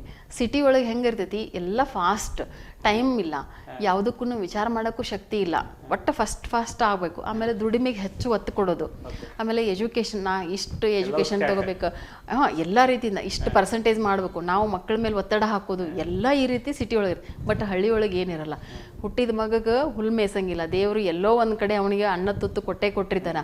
ಆಮೇಲೆ ಜಾಸ್ತಿ ಹೊತ್ತು ಕರಡಿ ಮುಂದೆ ನಿಂತ್ರು ಎಷ್ಟೊತ್ತು ಕರಡಿ ಮುಂದೆ ನಿಂತು ಬಾಣಿ ಕೆಲಸದವ ಅಂತ ಹೇಳಿ ಕರಿತಿರ್ತಾರೆ. ಎಷ್ಟು ಅಲ್ಲಿ ನಾವು ಬೇಯಿಸ್ಕೊಂಡಿವಿ ಸಣ್ಣವರಿದ್ದಾಗ. ಇದು ಹಳ್ಳ್ಯಾಗ ಸಹಜ ಸರ್ ಇದು. ಆದ್ರೆ ಬಟ್ ಅವರೇನು ಮಾನಸಿಕವಾಗಿ ಎಷ್ಟು ಸದೃಢವಾಗಿರ್ತಾರಲ್ಲ ಅಷ್ಟು ಸಿಟಿ ಒಳಗೆ ಇರ್ತಕ್ಕಂಥವ್ರು ಭಾಳ ಕಡಿಮೆ ಸರ್. ಅವರು ಬಹಳಷ್ಟು ಗಟ್ಟಿ ಇರ್ತಾರೆ. ಆಮೇಲೆ ಅಲ್ಲಿ ಬರುವಂಥ ಸೋರ್ಸ್ಗಳು ಅಂದರೆ ಅವರಿಗೆ ದೊರಕುವಂಥ ಆಹಾರ ಪದಾರ್ಥಗಳು ಕೂಡ ಅಷ್ಟೇ ಚೆನ್ನಾಗಿರ್ತಾವೆ ಸರ್. ಅವರು ಮಾನಸಿಕವಾಗಿ ಗಟ್ಟಿ ಅವರಿಗೆ ಬೇರೆ ಬೇರೆ ಆಸೆಗಳು ಇರೋದಿಲ್ಲ ಸರ್. ಬಹಳಷ್ಟು ಈಗ ನಾ ಹಂಗಿರ್ಬೇಕು ಹಿಂಗಿರ್ಬೇಕು ಅನ್ನೋ ಆಸೆಗಳೇ ಕಡಿಮೆ ಸರ್ ಅವರಿಗೆ. ಇರ್ತೈತಿ, ಅವ್ರವ್ರ ಲೆವೆಲ್ಲಿಗೆ ಇರ್ತೈತಿ ಸರ್ ಅದು. ನಾವು ಈಗ ಸಿಟಿ ಒಳಗಿರ್ತಕ್ಕಂಥ ನೋಡಿದಂಥ ಆಸೆಗಳೇ ಬೇರೆ, ಹಳ್ಳಿ ಒಳಗಿರ್ತಕ್ಕಂಥ ಜೀವನದ ಶೈಲಿನೇ ಬೇರೆ. ಬಟ್ ಈಗ ಹಳ್ಳಿಗಳು ಎಲ್ಲ ಸಿಟಿಯಾಗೆ ಕನ್ವರ್ಟ್ ಆಗ್ತಿದಾವೆ ಸರ್. ಈಗಂತೂ ಈಗೆಲ್ಲ ಉಲ್ಟಾ ಆಗಿದೆ ಸರ್. ಈಗ ಇದನ್ನ ನಾವು ಬಹಳಷ್ಟು ತುಲನೆ ಮಾಡಕ್ ಆಗೋದಿಲ್ಲ. ಯಾಕಂದ್ರೆ ಹಳ್ಳಿ ಒಳಗಿರೋರು ಎಲ್ಲ ಅಲ್ಲಿನೂ ಕೂಡ ಡ್ರೆಸ್ ಚೇಂಜ್ ಆಗಿದೆ, ಪಾರ್ಲರ್ಗಳು ಬಂದಿದೆ, ಎಲ್ಲ ರೀತಿಯಿಂದ ಅವರು ನಾವೇನು ಸಿಟಿಯವ್ರಿಗಿಂತ ಕಡಿಮೆ ಅನ್ನೋ ಭಾವನೆಗಳು ಹಳ್ಳಿ ಒಳಗೆ ಬಂದಾವ ಸರ್ ಈಗ. ಹೀಗೆ ಮೇಡಮ್ ಅವ್ರು ಈಗ ಈ ಸೌಂದರ್ಯ ಬಗ್ಗೆ ನಾವು ಕೇಳಬೇಕಾದಾಗ ಈ ಜಾಸ್ತಿ ನಾವು ಈ ಬಿಸಿಲಾಗೆ ಜಾಸ್ತಿ ನಿಂದ್ರೋದ್ರಿಂದ ಸೂರ್ಯನ ಕಿರಣ ನಾವು ಬಡಿಸ್ಕೊಳ್ಳೋದ್ರಿಂದ ನಮ್ಮಲ್ಲಿ ಏನಿರ್ತಕ್ಕಂಥ ಟಾಕ್ಸಿಕ್ ಹೊರಗಡೆ ಹೋಗುತ್ತಾ ಅಂತಾರೆ. ಅಂದ್ರೆ ಯಾವ ಟೈಮ್ದಾಗ ಅವರು ಸೂರ್ಯನ ಕಿರಣ ಬಡಿಸ್ಕೋಬೇಕಾಗುತ್ತೆ ಸರ್? ಈಗ ಯಾವಾಗ್ಲೂ ನಮ್ದು ದೇಹಕ್ಕೆ ಸೂರ್ಯನ ಕಿರಣಗಳು 10 ಗಂಟೆ ನಂತರ ಬಹಳಷ್ಟು ಸ್ಟ್ರಾಂಗ್ ಇರ್ತಾವೆ ಸರ್. ಸೂರ್ಯನ ಕಿರಣಗಳು 10 ಗಂಟೆ ಒಳಗೆ ಏನಿರ್ತೈತಲ್ಲ ಅದ್ರೊಳಗೆ ವಿಟಮಿನ್ D3 ಬ್ರಾಹ್ಮೆ ಮುಹೂರ್ತದ ನಂತರ ಅಂದ್ರೆ 6 ಗಂಟೆ ನಂತರ ಸೂರ್ಯೋದಯ ಕಾಲ ಏನಿರ್ತೈತಲ್ಲ ಆ ಟೈಮ್ ಒಳಗೆ ವಿಟಮಿನ್ D3 ಇರ್ತೈತಿ. ಸ್ಕಿನ್ ಟೋನ್ ಜಾಸ್ತಿ ಆಗ್ತೈತಿ. ಆ ರೀತಿ ಆ ಟೈಮ್ ಒಳಗೆ ನಮ್ದು ಆದಷ್ಟು ನಾವು ಈಗ ನಮ್ಮ ಟೆರಸ್ ಮೇಲೆ ಹೋಗ್ಬೋದು. ಟೆರಸ್ ಮೇಲೆ ಹೋಗಿ ಒಂದು 10 ನಿಮಿಷ ನಾವು ಅಲ್ಲೇ ಧ್ಯಾನ ಮಾಡಿ ಬಿಸಿಲನ್ನ ಬಡಿಸ್ಕೊಂಡು ಕೆಳಗಿಳಿಬಹುದು. ಈ ರೀತಿ ಮಾಡ್ಬೇಕು. ಬಟ್ 10 ಗಂಟೆ ನಂತರದ್ದು ಮಧ್ಯಾಹ್ನದ ಉರಿ ಬಿಸಿಲು ಏನಿದೆ ಅಲ್ಲ ಅದು ಮಾತ್ರ ನಮ್ಮ ದೇಹವನ್ನ ನಿಸ್ತೇಜಗೊಳಿಸ್ತೈತಿ. ಡಿಹೈಡ್ರೇಷನ್ ಜಾಸ್ತಿ ಮಾಡ್ತೈತಿ, ಅಂದ್ರೆ ತೇವಾಂಶವನ್ನ ಕಡಿಮೆ ಮಾಡ್ತೈತಿ. ಸ್ಕಿನ್ ಟೋನ್ ಅನ್ನು ಕಡಿಮೆ ಮಾಡುವಂಥದ್ದು ಮಧ್ಯಾಹ್ನದ ಉರಿ ಬಿಸಿಲು ಸರ್. ಅದಕ್ಕೆ ಆ ಟೈಮ್ ಒಳಗೆ ಹೆಚ್ಚು ನಾವು ಎಕ್ಸ್ಪೋಸ್ ಆಗಬಾರ್ದು. ಸ್ಕಿನ್ ತೊಂದರೆ ಇರ್ದು ಸನ್ಬರ್ನ್ ಅಂತ ಆಗ್ತವ, ಸನ್ಬರ್ನ್ ಆಗ್ತವ, ಮೊಡೆಗೊಳಗೆ ಏಳೋದು, ಸ್ಕಿನ್ ಟೋನ್ ಕಡಿಮೆ ಆಗೋದು, ಬಂಗ್ ಅಂತ ಉತ್ಪತ್ತಿ ಆಗೋದು, ಇವೆಲ್ಲ ಆಗ್ತಾವ ಸರ್ ಆ ಟೈಮ್ ಒಳಗೆ. ಈಗ ನಿಮ್ಮ ಪ್ರಕಾರ ಬಂಗು ಯಾವ ಒಂದು ಕಾರಣಕ್ಕೆ ಆರಂಭ ಆಗ್ತದೆ? ಅದೇ ಕೆಮಿಕಲ್ ರಿಯಾಕ್ಷನ್ ಅಥವಾ ಮಾನಸಿಕನೋ? ಒಬ್ರು ಏನ್ ಹೇಳ್ತಾರ ಬಂಗ್ ಆಯ್ತು ನನ್ನ ಚಿಂತೆ ಎಲ್ಲ ನಿವಾರಣೆ ಆಯ್ತು ಅಂತ. ಇಲ್ಲ ಸರ್, ಬಹಳ ಒಂದು ಹಳ್ಳಿಯೊಳಗೆ ಹಂಗೆ ಹೇಳ್ತಿರ್ತಾರೆ, ನಿಂಗೆ ಬಂಗ್ ಆಗೈತೆ ಅಂದ್ರೆ ನಿನ್ಗೆ ಏನೋ ಒಂದು ಒಳ್ಳೇದಾಗ್ತೈತಿ ಅನ್ನೋ ರೀತಿ ಒಳಗೂ ಹೇಳ್ಯಾರಿ ಸರ್. ನಾವು ಅದನ್ನು ಕೇಳಿವಿ. ಆ ಥರದ್ದು ಇದ್ರೂ ಇರ್ಬೋದು. ಬಟ್ ಒಂದು ನಾವು ಹೇಳೋದಂದ್ರೆ ಬಂಗ್ ಹಾರ್ಮೋನ್ಗಳ ವ್ಯತ್ಯಾಸದಿಂದನೇ ಆಗುವಂಥದ್ದು ಒಂದು ಕಾಯಿಲೆ ಸರ್ ಅದು. ನಮ್ಮ ಆಯುರ್ವೇದ ಶಾಸ್ತ್ರದೊಳಗೆ ನಾವು ನೋಡಿರುವಂಥದ್ದು ಅದರೊಳಗೆ ಬಹಳಷ್ಟು ವೆರೈಟಿ ಆಫ್ ಭಂಗಗಳಿದೆ. ಬಟ್ ಅದು ಒಟ್ಟು ಭಂಗ ಅಂದ್ರೆ ಹಾರ್ಮೋನ್ಗಳಿಂದ ಸಂಬಂಧಪಟ್ಟಂಥ ಕಾಯಿಲೆ ಅನ್ನೋದು ಒಂದು. ಸ್ಕಿನ್ ಟೋನ್ ಕಡಿಮೆ ಆಗ್ತಾ ಹೋಗುತ್ತೆ. ಕಡಿಮೆ ಆದಂಗೆಲ್ಲ ಅಲ್ಲಿ ಕಪ್ಪು ಕಲೆಗಳು ಅಲ್ಲಲ್ಲೇ ಪ್ರಾರಂಭವಾಗ್ತವೆ. ನಾವು ಸ್ವಲ್ಪ ಆಗೋದ್ರೊಳಗೆ ಅಂದ್ರೆ ಸ್ವಲ್ಪ ಪ್ರಮಾಣದೊಳಗಿದ್ದಾಗ ಇಮಿಡಿಯೇಟ್ ಚಿಕಿತ್ಸೆ ತಗೊಂಡ್ರೆ ಬೇಗ ಕಡಿಮೆ ಆಗುತ್ತೆ. ಬಂಗ್ ಆದಾಗ ನಾವು ಹೆಂಗಂದ್ರೆ ನಾವು ಮನೆಯೊಳಗೆ ಕಂಪಲ್ಸರಿ ನಾವು ರಾತ್ರಿ ಬಿಸಿನೀರನ್ನ ಕುಡಿಲೇಬೇಕು ಸರ್, ಕಂಪಲ್ಸರಿ. ಆದಷ್ಟು ತಾಮ್ರದ ತಂಬಿಗೆಯೊಳಗಿಟ್ಟು ನೀರು ಕುಡಿಯೋದು ಬಹಳಷ್ಟು ಒಳ್ಳೆಯದು. ಆಮೇಲೆ ನಮ್ಮ ಮನೆ ಮುಂದನ ತುಳಸಿ ಈ ಥರದ್ದು ಏನಾದರೂ ಇದ್ರೆ ದಿನನಿತ್ಯ 3 ರಿಂದ 4 ತುಳಸಿ ದಳವನ್ನು ನಾವು ಸೇವನೆ ಮಾಡಬೇಕು. ಡೈಲಿ ತಿನ್ನಬೇಕು ತುಳಸಿ ದಳ. ಅದು ನಮ್ಮ ಶ್ವಾಸಕೋಶಗಳಿಗೂ ಒಳ್ಳೆಯದು, ನಮ್ಮ ಸ್ಕಿನ್ನಿಗೂ ಒಳ್ಳೆ ಕಾಂತಿವರ್ಧಕ ಸರ್ ಅದು. ಆಮೇಲೆ ಅದ್ರ ಜೊತೆಗೆ ನಮ್ಮ ಮನೆಯೊಳಗೆ ಈ ನಾನು ಆಗಲೇ ಹೇಳಿದೆ ನಿಮ್ಗೆ ಆಲೂಗಡ್ಡೆ ರಸ ಅಂತ ಹೇಳಿ, ಆಲೂಗಡ್ಡೆ ರಸವನ್ನು ತೆಗೆದು ಅದರೊಳಗೆ ಸ್ವಲ್ಪ ಆಮಲಕ್ಕಿ ಪೌಡ್ರ್ ಅಂದರೆ ನೆಲ್ಲೆಕಾಯಿದು ಪುಡಿಯನ್ನು ಹಾಕಿ ಸ್ವಲ್ಪ ಇತ್ತೀಚಿನ ದಿನದೊಳಗೆ ಸ್ವಲ್ಪ ಕಾಫಿ ಪುಡಿನೂ ರಿಸರ್ಚ್ ವರ್ಕ್ ಚೆನ್ನಾಗಾಗಿದೆ, ಅದನ್ನು ಕೂಡ ಯೂಸ್ ಮಾಡ್ಬೋದು. ಅದು ಬೇಡಪ್ಪ ಅನಿಸಿದರೆ ನಮ್ಮ ಕಾಫಿ ಪುಡಿ ಇಲ್ಲ ನಮ್ಗೆ ಅದನ್ನು ಬೇಡ ಅಂತ ಅನಿಸಿದರೆ ನಾವು ಅರಿಶಿನ ಪುಡಿಯನ್ನು ಯೂಸ್ ಮಾಡ್ಬೋದು. ಇದು ಒಂದು ರೆಮಿಡಿಯನ್ನು ನಾವು ಪೇಸ್ಟ್ ಆಗಿ ಮಾಡ್ಕೋಬೇಕು ಸರ್. ಅದನ್ನು ಪೇಸ್ಟ್ ಮಾಡ್ಕೋಬೇಕು, ಅಪ್ಲೈ ಮಾಡ್ಕೊಂಡು ನೈಟ್ ಇಲ್ಲೇ ಇಲ್ಲ ಸರ್. ಯಾವಾಗ್ಲೂ ಯಾವುದೇ ಅಪ್ಲಿಕೇಶನ್ ಮಾಡಬೇಕಾಗಿತ್ತಂದ್ರೆ ಮುಖಗಳಿಗೆ ಕಾಂತಿವರ್ಧಕವಾಗಿ ಸೌಂದರ್ಯ ಚಿಕಿತ್ಸೆಯೊಳಗೆ ರಾತ್ರಿ ವರ್ಜ್ಯ ಸರ್. ರಾತ್ರಿ ಲೇಪಗಳನ್ನು ಅಪ್ಲೈ ಮಾಡಂಗಿಲ್ಲ. ಯಾಕೆ ಅಪ್ಲೈ ಮಾಡಂಗಿಲ್ಲ ಅಂತಂದ್ರೆ ನಮ್ಮ ಬಾಡಿ ಶಾಂತತೆ ಇರ್ತೈತಿ. ಆಮೇಲೆ ಬ್ಲಡ್ ಸರ್ಕ್ಯುಲೇಷನ್ಸು ಸ್ವಲ್ಪ ಕಡಿಮೆ ಪ್ರಮಾಣದೊಳಗೆ ಇರ್ತೈತಿ. ಸ್ಕಿನ್ ರಂಧ್ರಗಳು ಅಂತ ಹೇಳ್ತೀವಲ್ಲ ಓಪನ್ ಇರಲ್ಲ, ಪೋರಸ್ಗಳು ಸ್ವೆಟ್ಟಿಂಗ್ ಓಪನ್ ಇರಂಗಿಲ್ಲ. ಹಾಗಾಗಿ ರಾತ್ರಿ ಲೇಪವನ್ನು ಮಾಡಬಾರ್ದು ಸರ್. ಡೇ ಟೈಮ್ ಆದಷ್ಟು ಬೆಳಗ್ಗೆನೆ 10 ಗಂಟೆ ಒಳಗೆ ಅಂದ್ರೆ ತಮ್ಮ ಕೆಲಸಕ್ಕೆ ಹೋಗೋಕ್ಕಿಂತ ಪೂರ್ವದೊಳಗೆ ನಾವು ಲೇಪಗಳನ್ನು ಮಾಡ್ಕೋಬೇಕು ಸರ್, ಅಪ್ಲಿಕೇಶನ್ಸ್. ಇದು ಒಂದು ರೆಮಿಡಿ ಸರ್, ಅಂದ್ರೆ ಆಲೂಗಡ್ಡೆ ರಸದ್ದು ಒಂದು ರೆಮಿಡಿ. ಈ ಮನೆಯೊಳಗೆ ಕುಮಾರಿ ಅಂದ್ರೆ ಅಲ್ವಿಯೋರ ಗಿಡ ಅಂದ್ರೆ ನಾವು ಲೋಳ್ಸರ ಅಂತ ಹೇಳ್ತೀವಲ್ಲ ಅದರದ್ದು ಕೂಡ ಪೇಸ್ಟನ್ನು ತೆಗೆದು ಅಪ್ಲೈ ಮಾಡ್ಬೋದು ಬಂಗಿಗೆ ಸರ್. ಅದಕ್ಕೆ ಸ್ವಲ್ಪ ಅದು ಪೀಸ್ ಮಾಡ್ಕೋಬೇಕು ಅಲ್ವಿಯೋರದ್ದು. ಮೇಲಿಂದ ಸ್ಕಿನ್ ತೆಗಿಬೇಕು, ಒಳಗೆ ಪಲ್ಪ್ ಇರ್ತೈತಿ. ಆ ಪಲ್ಪಿಗೆ ಒಂದು ಸ್ವಲ್ಪ ಅರಿಶಿನ ಪುಡಿ ಈ ಥರದ್ದು ಹಾಕ್ಕೊಂಡು ಅದೇ ಉಜ್ಜೋದು, ಅಪ್ಲೈ ಮಾಡೋದು, ಇದು ಒಂದನ್ನು ನಾವು ಮಾಡ್ಕೋಬೋದು ಸರ್. ಇದು ಒಂದು ರೆಮಿಡಿ, ಬೆಸ್ಟ್ ರೆಮಿಡಿ ಇದು, ಹೋಮ್ ರೆಮಿಡಿ ಇದು ಒಂದು ಮಾಡ್ಕೋಬೋದು. ಈ ರೀತಿ ಒಳಗೆ ನಾವು ಅನೇಕ ಹೋಮ್ ರೆಮಿಡಿಗಳು ಇರ್ತಾವೆ ಸರ್. ಆದರೆ ನಾವು ನಮ್ಮದು ಒಂದು ಯಾವುದು ಸ್ಕಿನ್ನಿಗೆ ಏನು ಬೇಕಾಗುತ್ತೋ ನೋಡಿಕೊಂಡು ಅವೈಲೇಬಲ್ ಇರೋವಂಥ ದ್ರವ್ಯಗಳನ್ನು ತಗೊಂಡು ನಾವು ಮಾಡ್ಕೋಬೇಕಾಗತ್ತೆ ಸರ್. ಈಗ ಇದೆಲ್ಲ ಒಂದು ಟೋಟಲ್ ಹೇಳಿದ್ರಿ. ಈ ನಮ್ಮ ವೀಕ್ಷಕರಿಗೆ ಈ ಸೌಂದರ್ಯ ಬಗ್ಗೆ ಯಾವ ರೀತಿಯಾಗಿ ನೀವು ಹೇಳೋಕ್ಕೆ ಇಷ್ಟಪಡ್ತೀರಿ? ಯಾವ ರೀತಿಯಾಗಿರಬೇಕು, ಏನು ತಿನ್ನಬೇಕು, ಆಹಾರದೊಳಗೆ ಹೆಂಗಿರಬೇಕು, ಅಥವಾ ಡೈರೆಕ್ಟಾಗಿ ಒಂದು ಸೌಂದರ್ಯ ಕೈ ಹಾಕಬೇಕು ಅಥವಾ ಮಾನಸಿಕವಾಗಿ ಅಂತ ಹೇಳಿದ್ರಿ. ಆಮೇಲೆ ಹೋಮ್ ರೆಮಿಡೀಸ್ ಅಂತ ಹೇಳಿದ್ರೆ, ಆಮೇಲೆ ಈ ಹೊರಗಡೆ ಕೆಮಿಕಲ್ ಯೂಸ್ ಮಾಡೋದು ಅಂಥವು ಯಾವ ರೀತಿಯಾಗಿ ಹೇಳೋಕ್ಕೆ ಅವ್ರಿಗೆ ಇಷ್ಟಪಡ್ತೀವಿ? ನಾ ವೀಕ್ಷಕರಿಗೆ ಈ ಮುಖಾಂತರ ತಿಳಿಸೋದೇನು ಅಂತಂದ್ರೆ, ಸೌಂದರ್ಯ ಅನ್ನೋದು ನಾ ಆಗಲೇ ಹೇಳಿದೆ, ಬಾಹ್ಯ ಮತ್ತು ಆಂತರಿಕ ಸೌಂದರ್ಯ ಅಂತ ಹೇಳಿರ್ತೈತಿ. ನಾವು ಆಂತರಿಕ ಸೌಂದರ್ಯವನ್ನು ಹೆಚ್ಚೆಚ್ಚು ನಾವು ಗಳಿಸ್ತಾ ಹೋದಂಗೆಲ್ಲ ಅದು ಮುಖದ ಸೌಂದರ್ಯ ತಾನೇ ಚೆನ್ನಾಗಿ ಉತ್ಪತ್ತಿ ಆಗ್ತೈತಿ. ಅನಿವಾರ್ಯ ಕಾರಣಗಳಿಗೆ ಕೆಲವೊಂದು ಸರಿಗೆ ರೋಗಗಳು ಉತ್ಪತ್ತಿ ಆಗ್ತವೆ. ಅಂದರೆ ಸೌಂದರ್ಯಕ್ಕೆ ಅಡೆತಡೆಯಾಗುವಂಥ ರೋಗಗಳು ಉತ್ಪತ್ತಿ ಆಗ್ತಿರ್ತಾವೆ ಸರ್. ಉತ್ಪತ್ತಿ ಆಗುವಂತಾಗ ನಾವು ಮುನ್ನೆಚ್ಚರಿಕೆ ಕ್ರಮಗಳನ್ನು ತಗೋಬೇಕಾದ್ರೆ ಅದರೊಳಗೆ ಮೇನ್ ಜಂಕ್ ಫುಡ್ ಅವಾಯ್ಡ್ ಮಾಡಬೇಕು ಆದಷ್ಟು. ಆಮೇಲೆ ಆಯಿಲ್ ಪ್ರಾಡಕ್ಟ್ಸ್ಗಳನ್ನು ಸ್ವಲ್ಪ ಕಡಿಮೆ ಮಾಡಬೇಕು. ಊಟದ ಪ್ರಕ್ರಿಯೆ ಚೆನ್ನಾಗಿರಬೇಕು. ಡಯಟ್ ಫುಡ್ ಅಂತ ಹೇಳ್ತೀವಿ, ಅಂದರೆ ಬ್ಯಾಲೆನ್ಸ್ ಫುಡ್ಗಳನ್ನು ನಾವು ತೊಗೋಬೇಕು. ಒಂದೇ ಆಹಾರಕ್ಕೆ ನಾವು ಸೀಮಿತ ಆಗಿರಬಾರ್ದು. ಎಲ್ಲ ವಿಟಮಿನ್ಸ್, ಮಿನರಲ್ಸ್, ಪ್ರೋಟೀನ್ಸ್ ಇರುವಂಥ ಆಹಾರಗಳನ್ನು ನಾವು ಸ್ವಲ್ಪ ಆಯಾ ಟೈಮ್ ಒಳಗೆ ನಾವು ಊಟ ಮಾಡಬೇಕು. ಮತ್ತು ನಾವು ಊಟ ಮಾಡಿದಂಥ ಆಹಾರ ಒಂದು ಸರಿ ಜೀರ್ಣ ಆಗೈತೆ ಇಲ್ಲ ಅನ್ನೋದನ್ನು ನಾವು ನೋಡ್ಕೋಬೇಕಾಗತ್ತೆ, ಕನ್ಫರ್ಮ್ ಮಾಡ್ಕೋಬೇಕು. ತದನಂತರದೊಳಗೆ ಬೇರೆ ಆಹಾರವನ್ನು ನಾವು ಸೇವನೆ ಮಾಡಬೇಕು. ನಾವು ಜೀರ್ಣ ಆಗ್ಲಾರ್ದಾಗನ ಮತ್ತೆ ಆಹಾರಗಳನ್ನು ನಾವು ಸೇವನೆ ಮಾಡ್ಕೊತ ಹೋದಂಗೆಲ್ಲ ಅದು ರೋಗ ಹಾಗೆ ಕನ್ವರ್ಟ್ ಆಗೋದು. ಆ ರೋಗಗಳು ನಮ್ಮ ಚರ್ಮಕ್ಕೂ ಕೂಡ ಅಂಟುಕೊಳ್ಳೋ ಸಾಧ್ಯತೆಗಳಿರ್ತವೆ. ಅದಕ್ಕೆ ನಾವು ಪ್ರಿಕಾಷನ್ಸ್ ತೊಗೋಬೇಕು. ಆಮೇಲೆ ದಿನನಿತ್ಯದೊಳಗೆ ನಾವು ಹಾಲು ಕುಡಿಯೋ ಅಭ್ಯಾಸ ಇರಬೇಕು, ಹಣ್ಣು ತಿನ್ನೋದು, ಆಮೇಲೆ ಸೊಪ್ಪು ತರಕಾರಿಗಳನ್ನು ಸ್ವಲ್ಪ ಹಸಿಯಾಗಿ ಸಲಾಡ್ ಅಂತ ಹೇಳ್ತೀವಲ್ಲ ಆ ರೀತಿ ಫ್ರೂಟ್ ಸಲಾಡ್ ಇರ್ಬೋದು. ಬಟ್ ಎಲ್ಲರಿಗೂ ಅನುಕೂಲ ಆಗೋದಿಲ್ಲ. ಅನುಕೂಲ ಇರೋರು ಈ ರೀತಿ ಮಾಡ್ಕೋಬೇಕು. ಅನುಕೂಲತೆ ಇಲ್ಲ ಅಂತಂದ್ರೂ ಕೂಡ ಮನೆಯೊಳಗೆ ಇರೋವಂಥವುಗಳನ್ನು ಚೆನ್ನಾಗಿ ಉಪಯೋಗ ಮಾಡುವಂಥದ್ದನ್ನು ಕಲಿಬೇಕು. ಈ ರೀತಿ ನಾವು ಮಾಡ್ಕೊತ ಹೋದರೆ ನಮಗೊಂದೇನೋ ಎಲ್ಲೋ ಒಂದು ಕಡೆಗೆ ನಾವು ಸ್ವಲ್ಪ ಆರೋಗ್ಯವನ್ನು ನಾವು ಮೇಂಟೈನ್ ಮಾಡ್ಕೋಬೋದು. ಬಟ್ ಅದ್ರ ಜೊತೆಗೆ ನಾ ಇನ್ನೊಂದು ವೀಕ್ಷಕರಿಗೆ ಹೇಳೋದೇನು ಅಂತಂದ್ರೆ, ಎಷ್ಟೇ ಅವರಿಗೆ ಅಂದರೆ ಈಗ ಒತ್ತಡದ ಕೆಲಸಗಳಿರಲಿ, ಏನೇ ಇರಲಿ, ತಮ್ಮ ಜೀವನಕ್ಕೋಸ್ಕರ 24 ತಾಸದೊಳಗೆ 5 ರಿಂದ 10 ನಿಮಿಷ ತಮಗೋಸ್ಕರ ಬದುಕುವುದನ್ನು ಕಲಿಬೇಕು. ಯಾಕೆ ಹೇಳ್ತೀನಿ? ಧ್ಯಾನ ನಮ್ಮ ಮಾನಸಿಕವನ್ನು ಗಟ್ಟಿಯಾಗಿಡುವಂಥದ್ದು. ಯೋಗ ನಮಗೆ ಬೇಕೇ ಬೇಕು.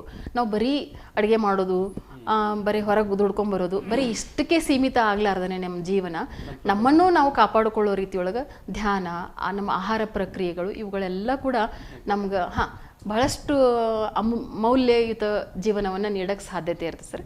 ಅದಕ್ಕೆ ಮಾನಸಿಕ ಸೌಂದರ್ಯನೇ ಹೆಚ್ಚು ನಾವು ಒತ್ತು ಕೊಡೋದು. ಸರ್.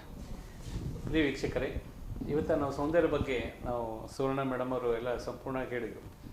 ಬಟ್ ಇಲ್ಲಿ ಮೇನ್ ಇಂಪಾರ್ಟೆಂಟ್ ಅಂದರೆ, ನಾವು ಸೌಂದರ್ಯ ಅಂತ ನಾವು ಬಂದಾಗ ಫಸ್ಟ್ ನಾವು ಮಾನಸಿಕವಾಗಿ ನಾವು ಗಟ್ಟಿ ಇರಬೇಕು.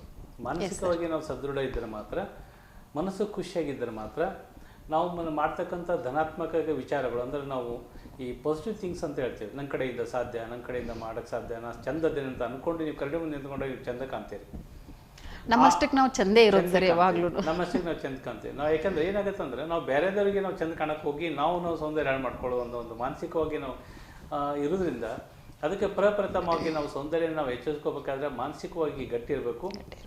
ಸೆಕೆಂಡ್ ಒನ್, ಮಾನಸಿಕವಾಗಿ ಗಟ್ಟಿ ಆದಮೇಲೆ ನ್ಯಾಚುರಲ್ ಆಗಿ ಸಿಗ್ತಕ್ಕಂಥ ಮನೆಯಲ್ಲಿ ಹೋಮ್ ರೆಮಿಡೀಸ್, ಅಂದರೆ ನಮಗೆ ಮೇಡಮ್ ಹೇಳ್ದಂಗೆ ಹಾಲು, ಆಮೇಲೆ ಅರಿಶಿನ, ಕಡಲೆ ಹಿಟ್ಟು ಪೌಡ್ರನ್ನ ಅವನ್ನ ಉಪಯೋಗಿಸಿ ತದನಂತರ ಅವ್ನು ನಿಮ್ಮ ಸೌಂದರ್ಯಕ್ಕೆ ಏನೋ ಪ್ರಾಬ್ಲಮ್ ಇತ್ತಂದ್ರೆ, ಅದು ಯಾವುದೋ ಒಂದು ರೋಗದಿಂದ ಏನೋ ಇರ್ಬೋದು ಅಂತ ಒಂದು ನಿರ್ಧಾರ ಮಾಡಿ ಡಾಕ್ಟರ್ ಸಲಹೆ ತಗೊಂಡು ಆಮೇಲೆ ನೀವು ಆ ಸೌಂದರ್ಯ ಬಗ್ಗೆ ವಿಚಾರ ಮಾಡೋದ್ರಿಂದ ನಿಮ್ಮ ಸೌಂದರ್ಯನ ವೃದ್ಧಿ ಆಗುತ್ತಾ, ನಿಮ್ಮ ಪ್ರಕೃತಿಯನ್ನು ಚಲೋ ಇರ್ತದಂಥ ಸಂಪೂರ್ಣ ಮಾಹಿತಿ ಕೊಟ್ಟಂಥ ನಮ್ಮ ಸುವರ್ಣ ಮೇಡಮ್ ಅವರಿಗೆ ವೀಕ್ಷಕ ಪರವಾಗಿ ಮತ್ತು ಸಿಬ್ಬಂದಿ ಪರವಾಗಿ ಅವರು ತುಂಬ ಧನ್ಯವಾದಗಳು.